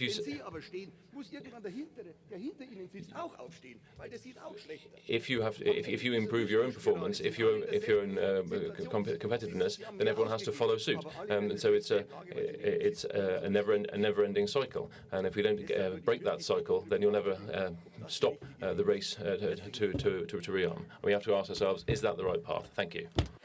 Merci beaucoup. Thank you very much for your enthusiasm and your commitment. Now, Madam Demica Semionova from the Bulgarian National Assembly, and then Mr. Kremski from Slovakia. Dear Commissioner Breton, dear colleagues, Bulgaria emphasizes that the rapid adaptation of European industry, active innovation policy, knowledge economy development, accelerated digital transformation and green transition are key to member states' response to an economic crisis of a high magnitude and in the context of a growing political tension. However, the crisis has accelerated the process of achieving strategic economy for the European Union, which means that we need both urgent and bold strategy and actions. We support the core of the European industrial strategy, and namely the development and stimulation of innovation. Bulgaria's new coalition government has recently established a Ministry for Innovations and Growth and plans to invest a significant amount to support innovation through the Recovery and Resilience Facility. I would like to outline some observations and recommendations as well. Bulgaria has noted that the European Commission monitors mainly dependencies on products, while dependencies on services and technologies are not included in the research, and they may be key to the development of the industries of the future. In this regard, we need to start analyzing dependencies on services and technologies as well, in order to be able to ensure strategic economy of all sectors. We believe that a key tool for structuring our industries is the implementation of strategic projects of common interest. Such a project is the one in the field of microelectronics, where highly innovative activities are being financed. And as Commissioner Breton said, the microelectronics initiative will build efficient links between knowledge, expertise, and financial resources, and we need to assure our autonomy in this field. Sustainability of the external supplies of European companies can be achieved by introducing a mechanism for proper verification of supply chains of key raw materials. The development of such a mechanism may cover a range of raw materials to be tested and a number of criteria that they must meet. For example, to comply with certain environmental, social, and labor standards in their extraction. The adoption and practical implementation of the mechanism in question could help achieve sustainability of supply chains, we believe. Last but not least, Bulgaria believes that the EU's success in transforming its economy depends on sustainably providing primary and secondary raw materials needed to increase the clean and the digital technologies in all industrial ecosystems. Thank you, and long live peace in Europe. Merci. Thank you. Thank you very much. The floor now goes to Peter Kremski from the National Council of the Slovakian Republic, and then there will be a speech by Paulo Moniz from Portugal. Sehr geehrte Damen und Herren, danke für dieses Thema. So, thank you. Thank you for giving me the floor. This strategic autonomy is something we really need in Europe. The European Union indeed emerged from the post-war era with the goal of ensuring that war was never repeated, that Europe would be united, in which context autonomy was a prerequisite. I'd like to mention three topics, which, in my view, are jeopardizing the autonomy of Europe's industry. The Russia-Ukraine war can serve as a wake-up call to us all and tell us that the game is changing and nothing in the future will be as it is now. Everything will change, if not, well, or many things will change, and therefore we need to remain strong and become stronger. First topic is the ETS, the emissions trading schemes, or emissions certificates, however you want to put it. No doubt, I don't need to convince any of you that emissions certificates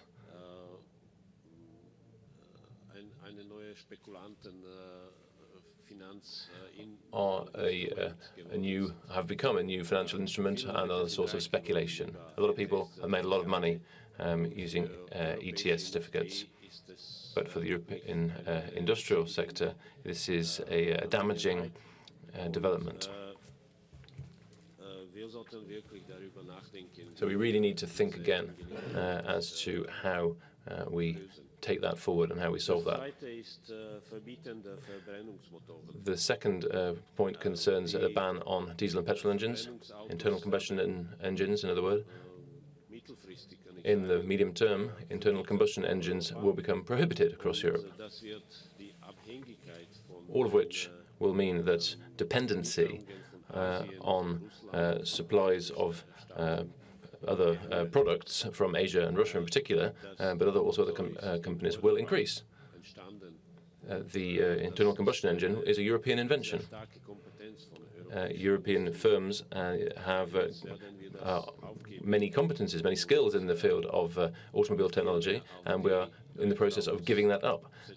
If we start relying on e-cars, are electric vehicles really the solution? Are they the source of our autonomy, or just greater dependency?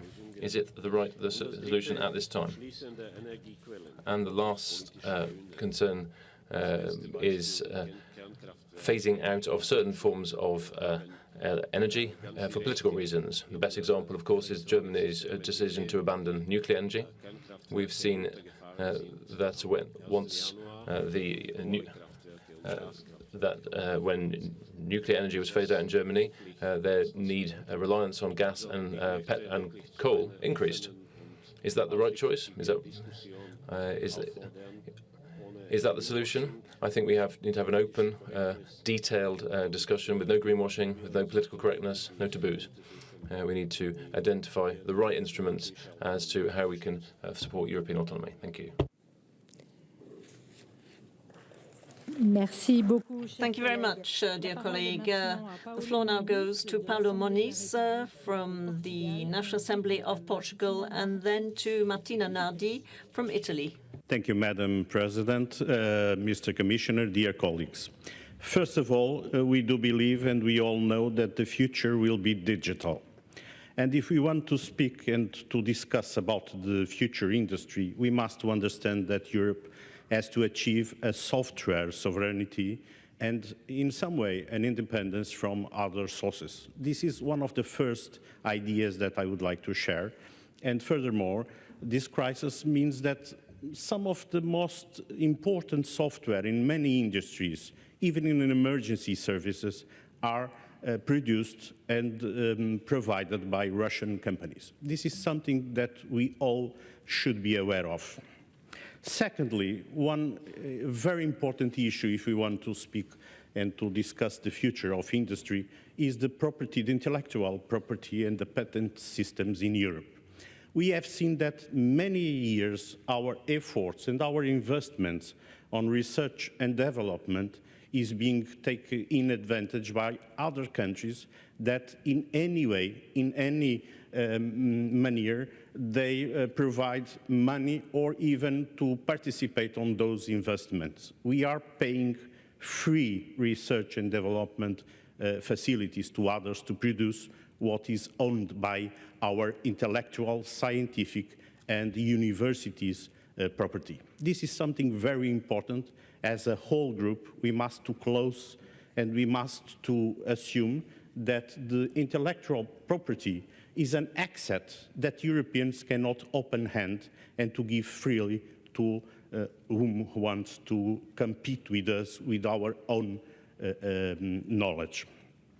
Finally, I would like to address an issue that it has been in some way forgotten from our discussion, which is the cloud property and the digital interconnection by optical fiber cables of huge transport of information that nowadays is absolutely strategic from the defense point of view, from the independence point of view, from the sovereignty point of view. We must to understand that if the future is digital, all the assets, all the knowledge, all the identity of Europeans will be on a cloud that we want in some way to control, and at least that cloud should be inside our physical borders. This is something that we are forgetting. This is something that we will pay a very high cost, not only in a war scenario that the one we are living now, but even in a daily basis when we are facing unfair competition by others. Thank you, Madam.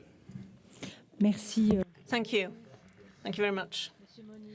Mr. Moniz, the floor goes to Martina Nardi. from the Chamber of Deputies in Italy, and then to Albert Vicaire from Belgium.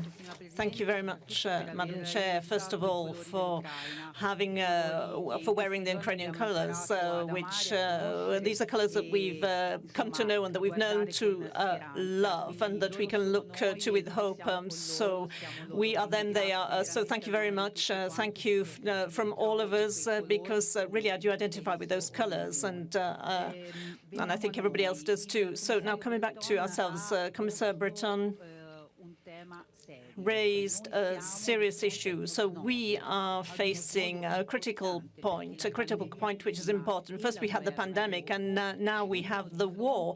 And this means that we are facing a vision of the world which has deeply changed.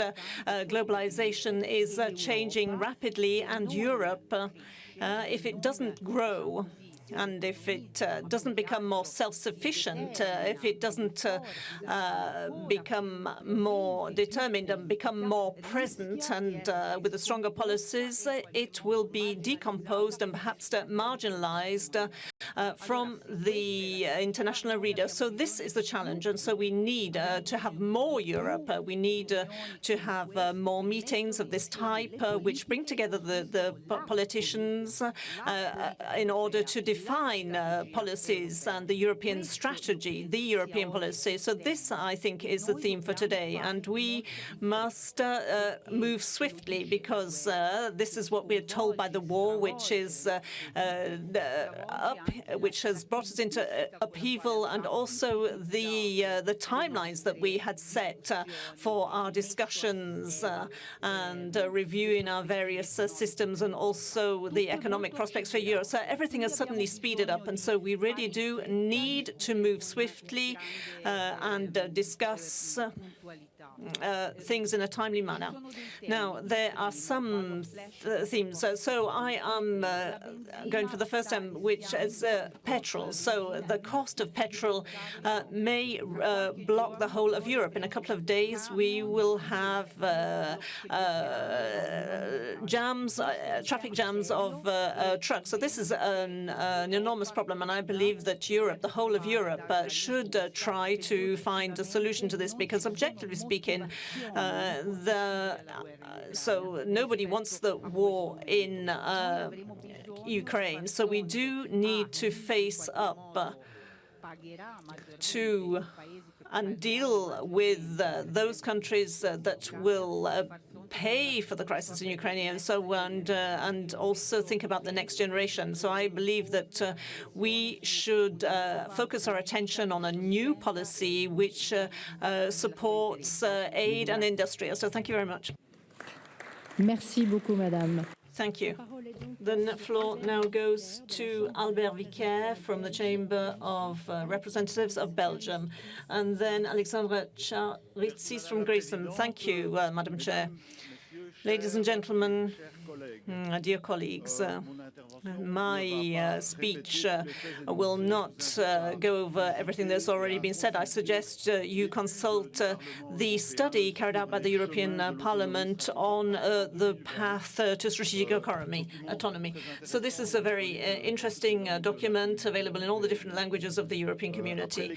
And then after the crises that we have seen, the numerous crises, our governments are running from one emergency to the next. We've discovered that we are not independent in terms of our paracetamol, our masks, and currently we have a health crisis, and we also have a humanitarian crisis, as well as energy crisis on our hands. So we realize that we need this autonomy. Now, I'd like to make an observation. I believe that we should stop acting with emergency and respond in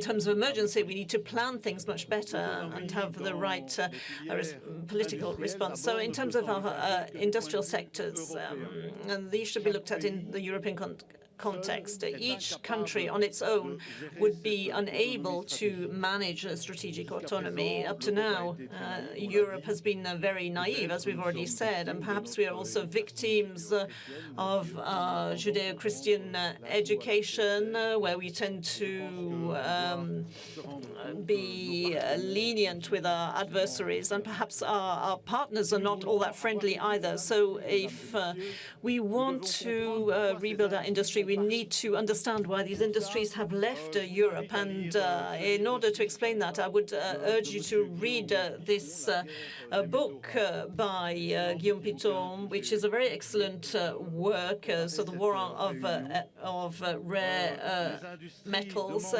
Industries require raw materials, but in Europe, for example, in terms of in La Rochelle, we have a company, Rampollin, which makes a lot of raw materials, and we also have, in terms of aeolians, wind tunnels. So we can recycle those materials. We shouldn't just extract them from the earth, but we need to recycle all our old telephones, amongst other things. This is really something which is urgent.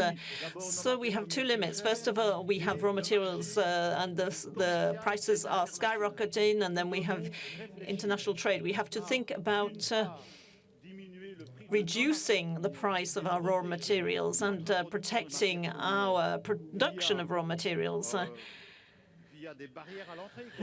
Through entry barriers, as we've done with CO2, but not in a protected manner, because, of course, our companies must remain competitive. And then we need to develop research and development so that our planes, which are produced at a high price in Europe, can be sold all over the world. So, ladies and gentlemen, this is a vision.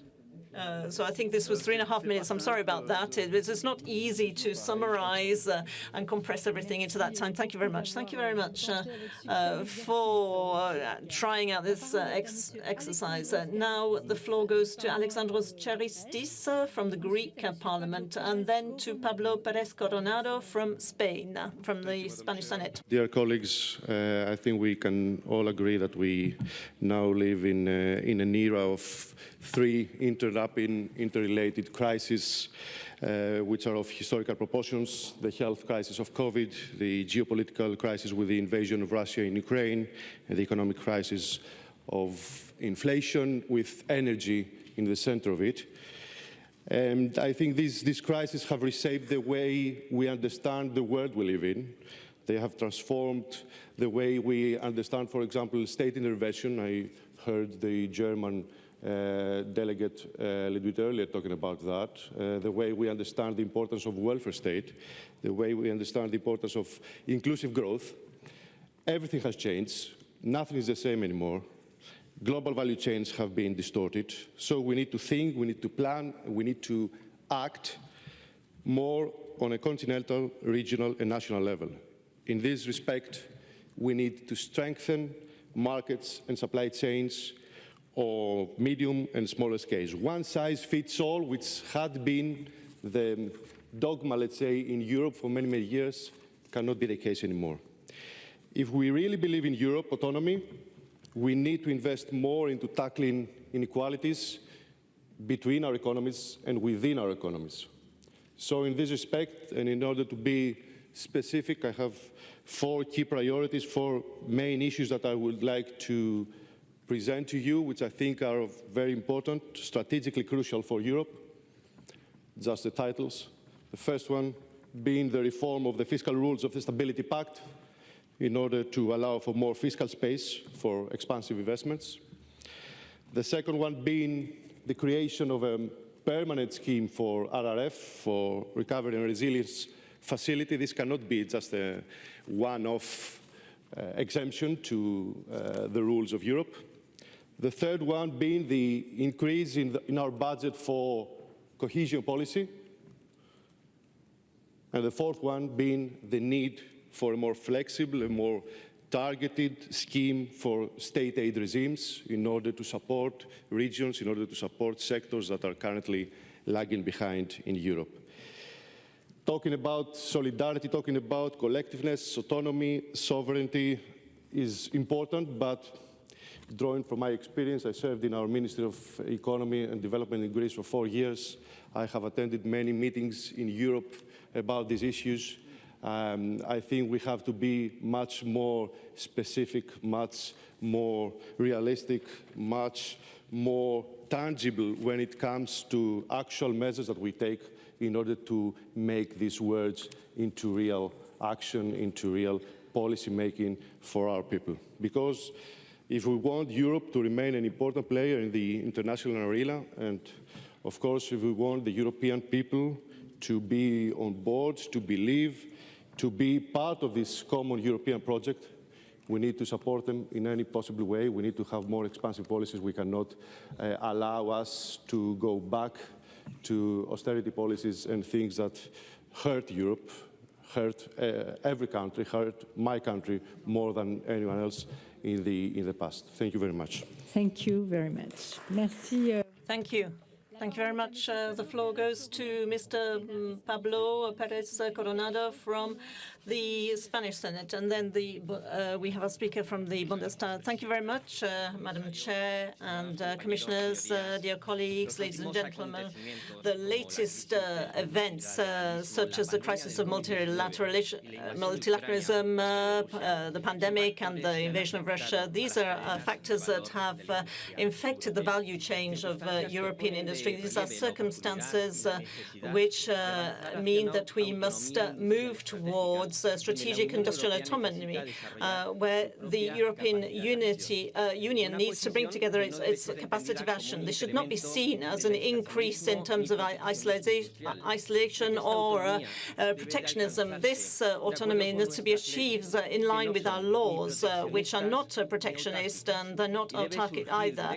It needs to come directly from strengthening and having more cohesion between countries of the European Union. The objective of industrial autonomy shouldn't just be focused on going against, but it has to be done with, that is, through cooperation with third parties, and at times when it is inescapable on its own. So for this reason, we need to rethink industrial policy, which results in a better diversification and structuring of value chains. But there's a first step which is very important that we need to take, and this first step is to redefine the industries which are essential, and so both in the present and in the future, these are ones that will guarantee the current functioning of our societies, not only from the most disruptive and innovative industries, but also more traditional industrial sectors. So this path must be achieved through a common project that does not generate winners or losers, but using levers of support for industry based on different axes of action. For example, favorable fiscal framework, creative of incentives from investment, and or regulatory policies adapted to these sectors. But we also need to move towards strategic autonomy, and in order to achieve this, we shouldn't neglect nuclear energy, and we should also promote hydrogen. So we must be aware that the industry policy is the most appropriate way of defining investment priorities at the European level, guaranteeing the interest in strategic autonomy that will enable us to act where necessary in a stronger and more dependent way. Thank you very much. Thank you very much, dear colleagues. Now we finish the presentations of this morning with Mikkel Gursebrümer from the Bundestag. Sehr geehrte Frau Präsidentin, zunächst. Madam Speaker, thank you very much for this initiative. I think we've all heard this morning from all the speeches to how important it is. Unfortunately, the brutal war being waged by a dictator, Vladimir Putin, has shown us painfully where our weak points are. My left-wing colleague from the German Bundestag has already said this. I agree with him. We could have seen this coming. We should have seen this coming. I'm not sure his metaphor with the cinema was quite so good. I think essentially, if someone like Putin is running a cinema, we have to, we in the EU need to say this is in that way things can run. I think we need to have a defence capability, not to compete with NATO, rather, but to supplement or complement NATO. If we are certain, secure in Europe, we need to be militarily secure as well as economically secure. Now, we've all been politicians for many years. Probably we talk about how we want to live every day in terms of the climate, in terms of food. But we also need to think about what we're going to live from. How are we going to make our living from? To quote the famous American politician, it's the economy, stupid. And it's therefore all the more important that this initiative has been taken this morning. We need to take the opportunity. A future-proof industry is the basis for peace and freedom in Europe. Europe, as a force for peace, has been reinforced by the internal market. That's what's made us into an economic superpower. We need, therefore, unity in Europe. We need to speak a lot before we get to that unity and that agreement, but we need to reinforce Europe and create the strength that we know we have within us. And therefore, I'd like to thank you for mentioning some of our success stories.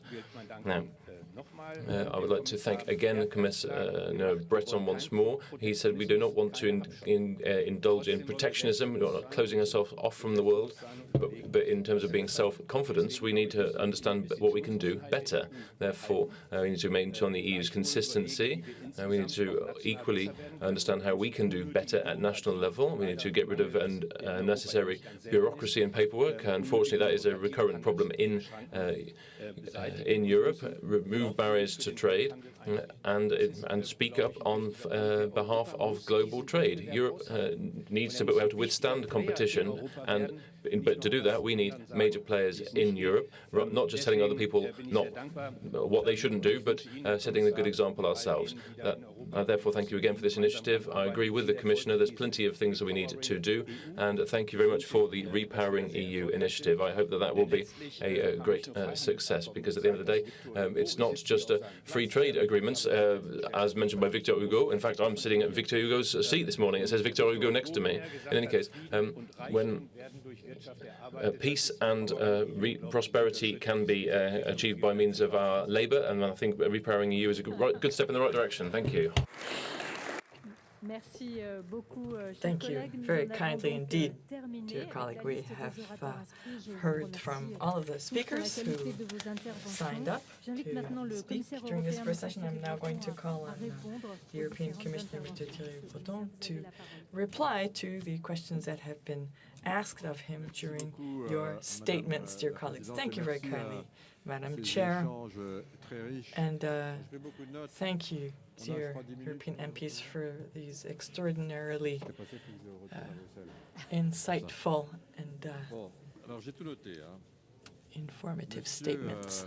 I've duly noted your name, Mr. Mark de Mesmaeker, who insisted on the fact that the economic strategy had to be open. He stated this 3 times, but we did hear the word open without knowing exactly what was being referred to. Now, my reply is, let us not fall into the trap of being naive. Yes, open indeed, but we are going to set our own terms, open on our terms. We work with what we used to call our like-minded partners across the pond. They're open, but on their own terms, you see? And when I saw that our European businesses, which had set up operations in the U.S., could no longer deliver our compounds and our components for our equipment because there was no way that those products were going to leave American soil because of the risk of the COVID contagion. So I said to our colleagues, look, it's a two-way street. If we can't get those components, we won't ship ours either. So open, yes, but on our terms.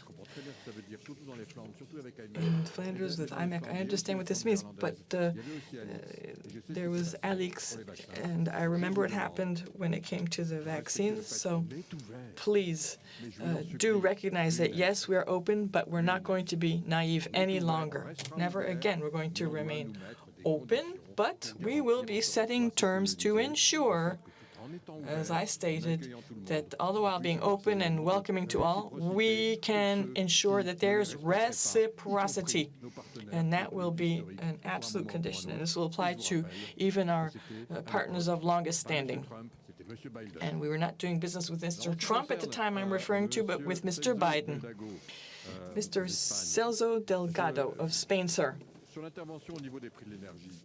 Your statement about energy prices. Yes, this is a critical matter. We have set up a toolkit to make it possible for member states to enjoy solutions with state funding that can be mobilized immediately so that we can provide support to our most heavily hit fellow citizens and also those industries that are the hardest hit. This is very generous. It will be enacted swiftly, undertaken swiftly, and this can apply to energy producers as well. They can also enjoy support, and the toolkit is there. It is ready to use. The member states will have to make use of it. You will have to make sure that in your countries, your governments make full use of this toolkit so that they can react in a timely fashion to support those who need support. Mr. Raoul Boek of the Netherlands, sir, the energy strategy will shore up our independence. This is true, and we need common infrastructures. You insisted on this, and I fully agree with you. We have to consider these matters differently. The energy mix is between the hands of the member states, but this is the case for health as well. Yet we were able to marshal our collective forces and pool both our drug procurement and coordinate industrial infrastructures to suit our purposes. So the energy mix will not be taken out of the hands of the states, but we need to coordinate better. We need to set up more common infrastructures, have more pooled reserves. The Commission is going to propose this. We were tasked with this at the time of the Versailles European Council meeting that was held just a few days ago. And 2 weeks from now, we will be speaking to the Council to put forward the solutions that we've devised for storage, for pooled procurement and sharing. Maximus Senitakis, sir, from Greece. I welcomed the list of projects that Greece is involved with: batteries, hydrogen, semiconductors. I have had occasion to talk to your Minister of Industry, sir, and the satellite constellation. Greece is very deeply committed to this project. Bauxite, cobalt, nickel. We are ready to step in once again through the IPCEIs. So why not set up an IPCEI for this purpose? And that would be a step in the direction you've indicated. Mr. Franck Montaugé, pardon me. Sir, indeed, a Europe power, peace, climate, and social affairs. We should diversify, as you're calling for. This is exactly what we do in our industrial policy. We are in the midst of this. We have established strategic alliances, and we are working to secure the full value chain. And as we work to secure the value chain from end to end, we are working to harmonize social conditions, as proposed by my colleague Lindis just a few days ago, so that we can do a good job monitoring social working conditions as part of that chain of value monitoring. Is this a change in doctrine? Yes, you might put it that way. There was a time when the consumer was king. Well, perhaps, of course, the consumer remains very important, but so do our enterprises and our industrial manufacturing companies. Through innovation, through contributions to society, we're not just consumers ourselves, we are producers, and it is our purpose to ensure a pleasant lifestyle for our fellow citizens. One of our projects is to place the CBAM at the border, the carbon adjustment placed at the border, so that we can establish a truly level playing field when it comes to CO2 emissions. Andrius Riuskas of Lithuania, where I was just last week. I was in Lithuania just last week. I talked to your Prime Minister and other ministers. Sir, you're quite right. Yes, there has been a complete turnaround. We have to work with our like-minded partners. I agree with you. But let's work well on the internal market, because our like-minded partners at times, I have to think back to Capitol Hill when I hear like-minded partners. Let's start at home. We share a common view in Europe. Okay, I think Russia, we know, has clearly drawn a line that will mean there's no going back, and China is a systemic rival. The U.S. are our transatlantic partners. They will remain so. But again, let us not be naive. It is because we are strong that our partnership will be strong, and I will leave it at that. I urge you all to be strong. I spent half my life in the U.S. I love the U.S., but I'm well aware that you're only respected when you show a little bit of might, particularly when you're American. You've got to flex your muscles, and that's the only way to ensure that the partnership is long-standing, sustainable, and close. Anna Maria Catauta of Romania. Madam, yes, of course we have to invest more intelligently. You used a word that I did not use myself. You mentioned circularity. That's a critical part of the solution, particularly when it comes to managing rare resources, scarce resources. We have to take a circular approach and reuse scarce materials. Absolutely agree with you. That's part of our plan, which should give us better control over these scarce and expensive resources and improve our level of dependency and also protect the environment more successfully. And this extends to blockchain and digital technology, which are going to help us. Batteries are going to help us. We now have a passport that will allow us to track these components. We'll start with batteries, and the passport will then go into effect everywhere. You said we have to be careful to make sure that we're all moving ahead at the same speed to avoid the appearance of gaps between the countries. I agree with you. Europe is an ecosystem, an automotive ecosystem, a telecommunications ecosystem, a health ecosystem, a tourism ecosystem. Europe has got to be treated as a whole. These ecosystems have got to be brought into harmony without distinction of location, and that is critical. The level playing field will have to be pan-European. You recalled that Romania joined the microelectronics IPCEI. I'm well aware of this fact, and I welcome that. 20 countries have joined the semiconductor IPCEI. They're all very much to be congratulated. Mr. Brian Ledden of Ireland, where are you, sir? You do not drive on the right-hand side of the road, it's true, but you are a fully integrated country, fully integrated into the European Union. I was in Ireland only recently. You have stated that Ireland has got to be a country that it wasn't industrialized. Well, and that's not true. I visited the Intel plant near Dublin.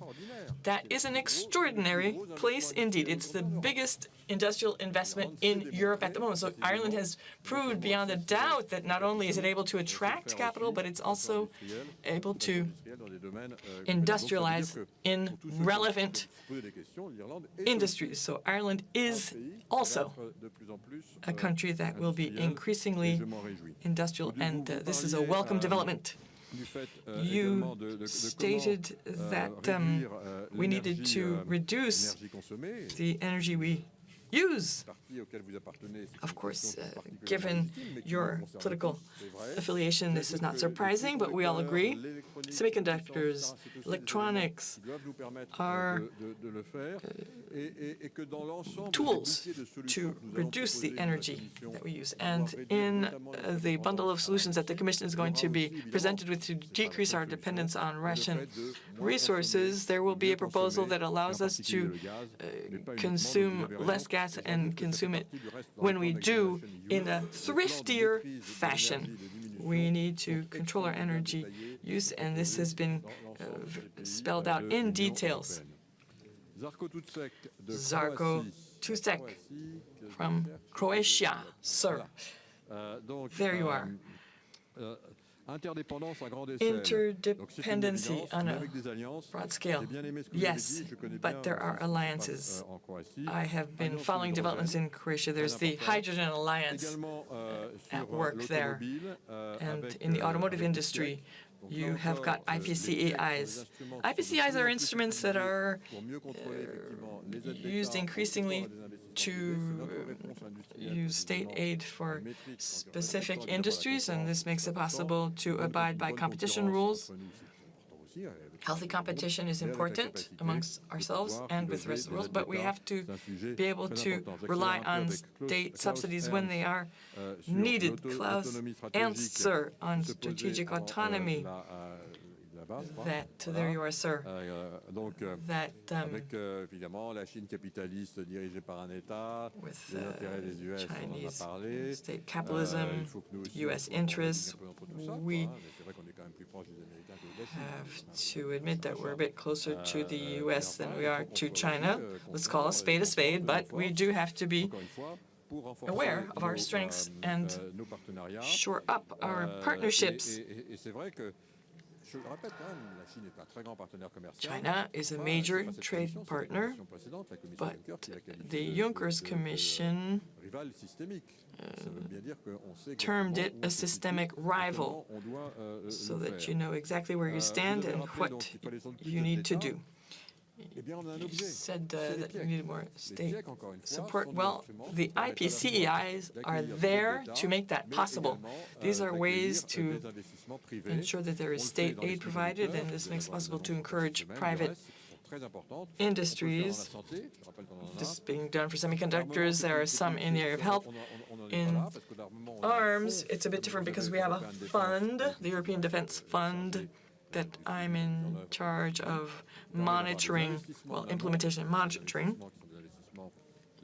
We have investments, state investments, that make it possible to better pool our research and development efforts in the common interest.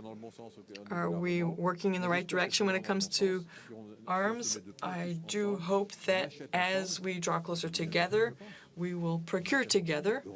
We need to procure European, yes, because with the efforts we'll be making, if we shop abroad because we can't procure in Europe, that will not take us in the right direction. I am in charge of ensuring that we can, as much as possible, source arms and components in Europe. Bulgaria, madam. I met with Kirill Petkov recently. Where are you, madam? Your new prime minister. I met with your new prime minister. He's a Harvard Business School graduate. A place where I taught, but he wasn't in my classes. And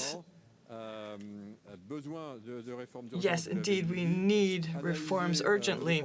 We need to analyze our dependencies in the area of services. You were quite right to point that out, and you added technology, which was also very fitting because we are indeed in the process of drawing up a map of our technological dependencies, and this is indeed a critical part of our work. You talked about IPCIs, you talked about social sustainability. Well, in fact, we now have that chapter added, and that applies to the entire value chain. Slovakia, where I went recently, where I traveled recently, Slovakia, where you serve. There you are. Hello. The emissions trading scheme. Well, yes, indeed, this is a critical issue. The Commission is very mindful of the need to avoid this type of speculation. You're quite right to point that out. There was speculation. We also took this to the financial authorities to identify any possible manipulations. We're looking very closely at that, and we're being extremely careful because this must be brought under control and prevented.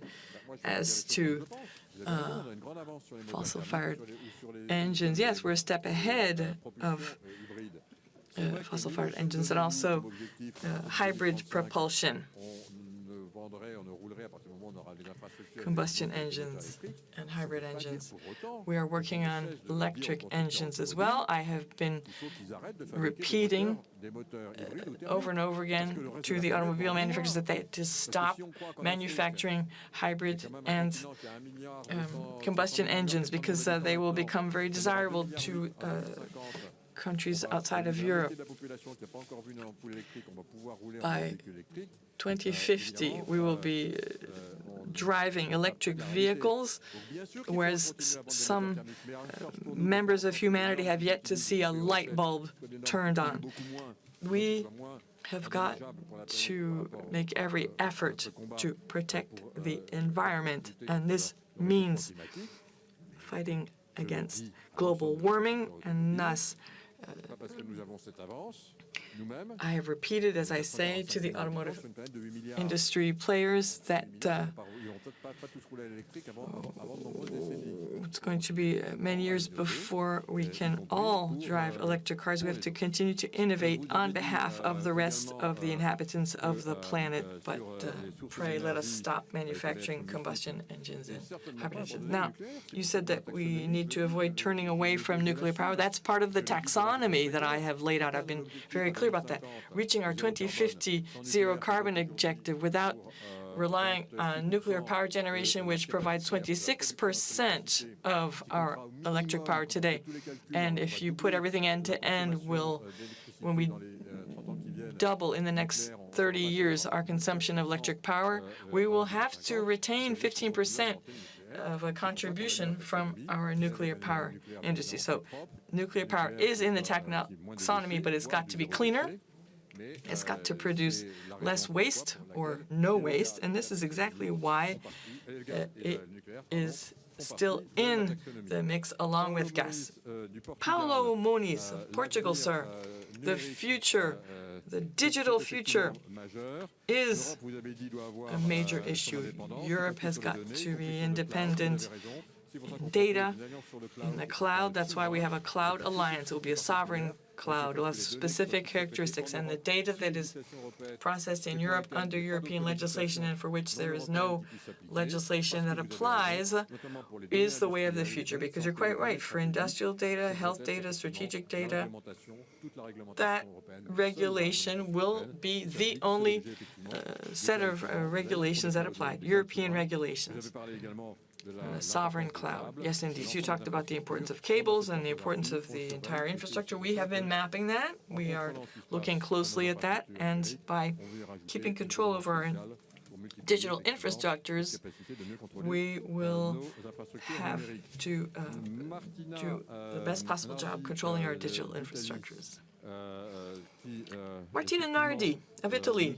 Madam, you have called on us to be very careful, and you're quite right to be very careful that the price of gasoline doesn't rise too high. In France, Madam Chair, we know this is a topic which will have to be kept under close watch. We're highly aware of this matter, Madam.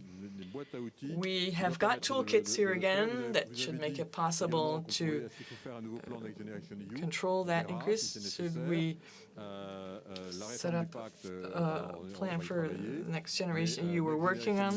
Next generation EU, we'll see if that's required. The first plan has not yet been used up, though, but as Emmanuel Macron, the president of the French Republic and chair of the European Council has said, we have to do things in due time. Albert Vica, you said we were not independent. Paracetamol, masks, vaccines. No, that's absolutely incorrect, sir. We have acquired our independence within a matter of weeks, and we were able to react, and we've got mask manufacturing capability. They worked with extraordinary speed to become entirely independent, not to mention vaccines. Who would have thought that the EU would become the world's pharmacy in a matter of months and able to vaccinate 150 countries? So, once again, demonstration that united we stand. In unity, in strength. The reform of the Stability Pact is on the agenda. Creating the cohesion policy budget or increasing it, that will have to be for the next round, and more flexibility when it comes to reforms. Yes, so 2 out of 4. That's not bad, sir. But we're working on the others. Pablo Perez Coronado, Spain, the need for strategic autonomy. No protectionism. No, indeed, sir. We are here to intelligently invent the control of our dependency in an open world, but an open world on our terms, once again. We are no fools. We know that the world is open, but these alliances have got to be established, and we have to find the right balance of power. Strategic autonomy, as you said, requires hydrogen. Yes, indeed. Agreed. And nuclear power industry will have to be more autonomous, cleaner, particularly in the future. Michael Grosshandler from Germany, you said that our weaknesses have been thrown into a stark light with this crisis. Yes, indeed. Yes, indeed. But our history requires that we work together. The fact that some people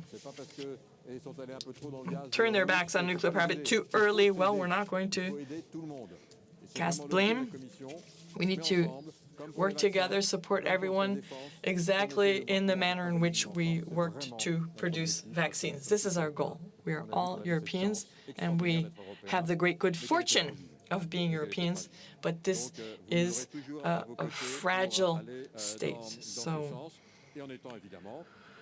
welcome to the fray, and yes, the NATO partnership has got to be shored up. Yes, indeed. Now, I think I have replied to all the questions that I was asked. I want to thank you very much indeed. Thank you for the extraordinary variety and breadth of your concerns. Our diversity is a strength, and our solidarity is critical. Thank you very kindly, Mr. Commissioner, sir. Thank you. Thank you very kindly, dear colleagues. The time has come, dear colleagues, to take a break which will not be 1/2 hour in length, but only 20 minutes in length. And at this time, you can enjoy refreshments, but we would like to take the group photo It will be taken at the foot of the grand staircase. So follow our guides, and we will resume at 12. Thank you very kindly.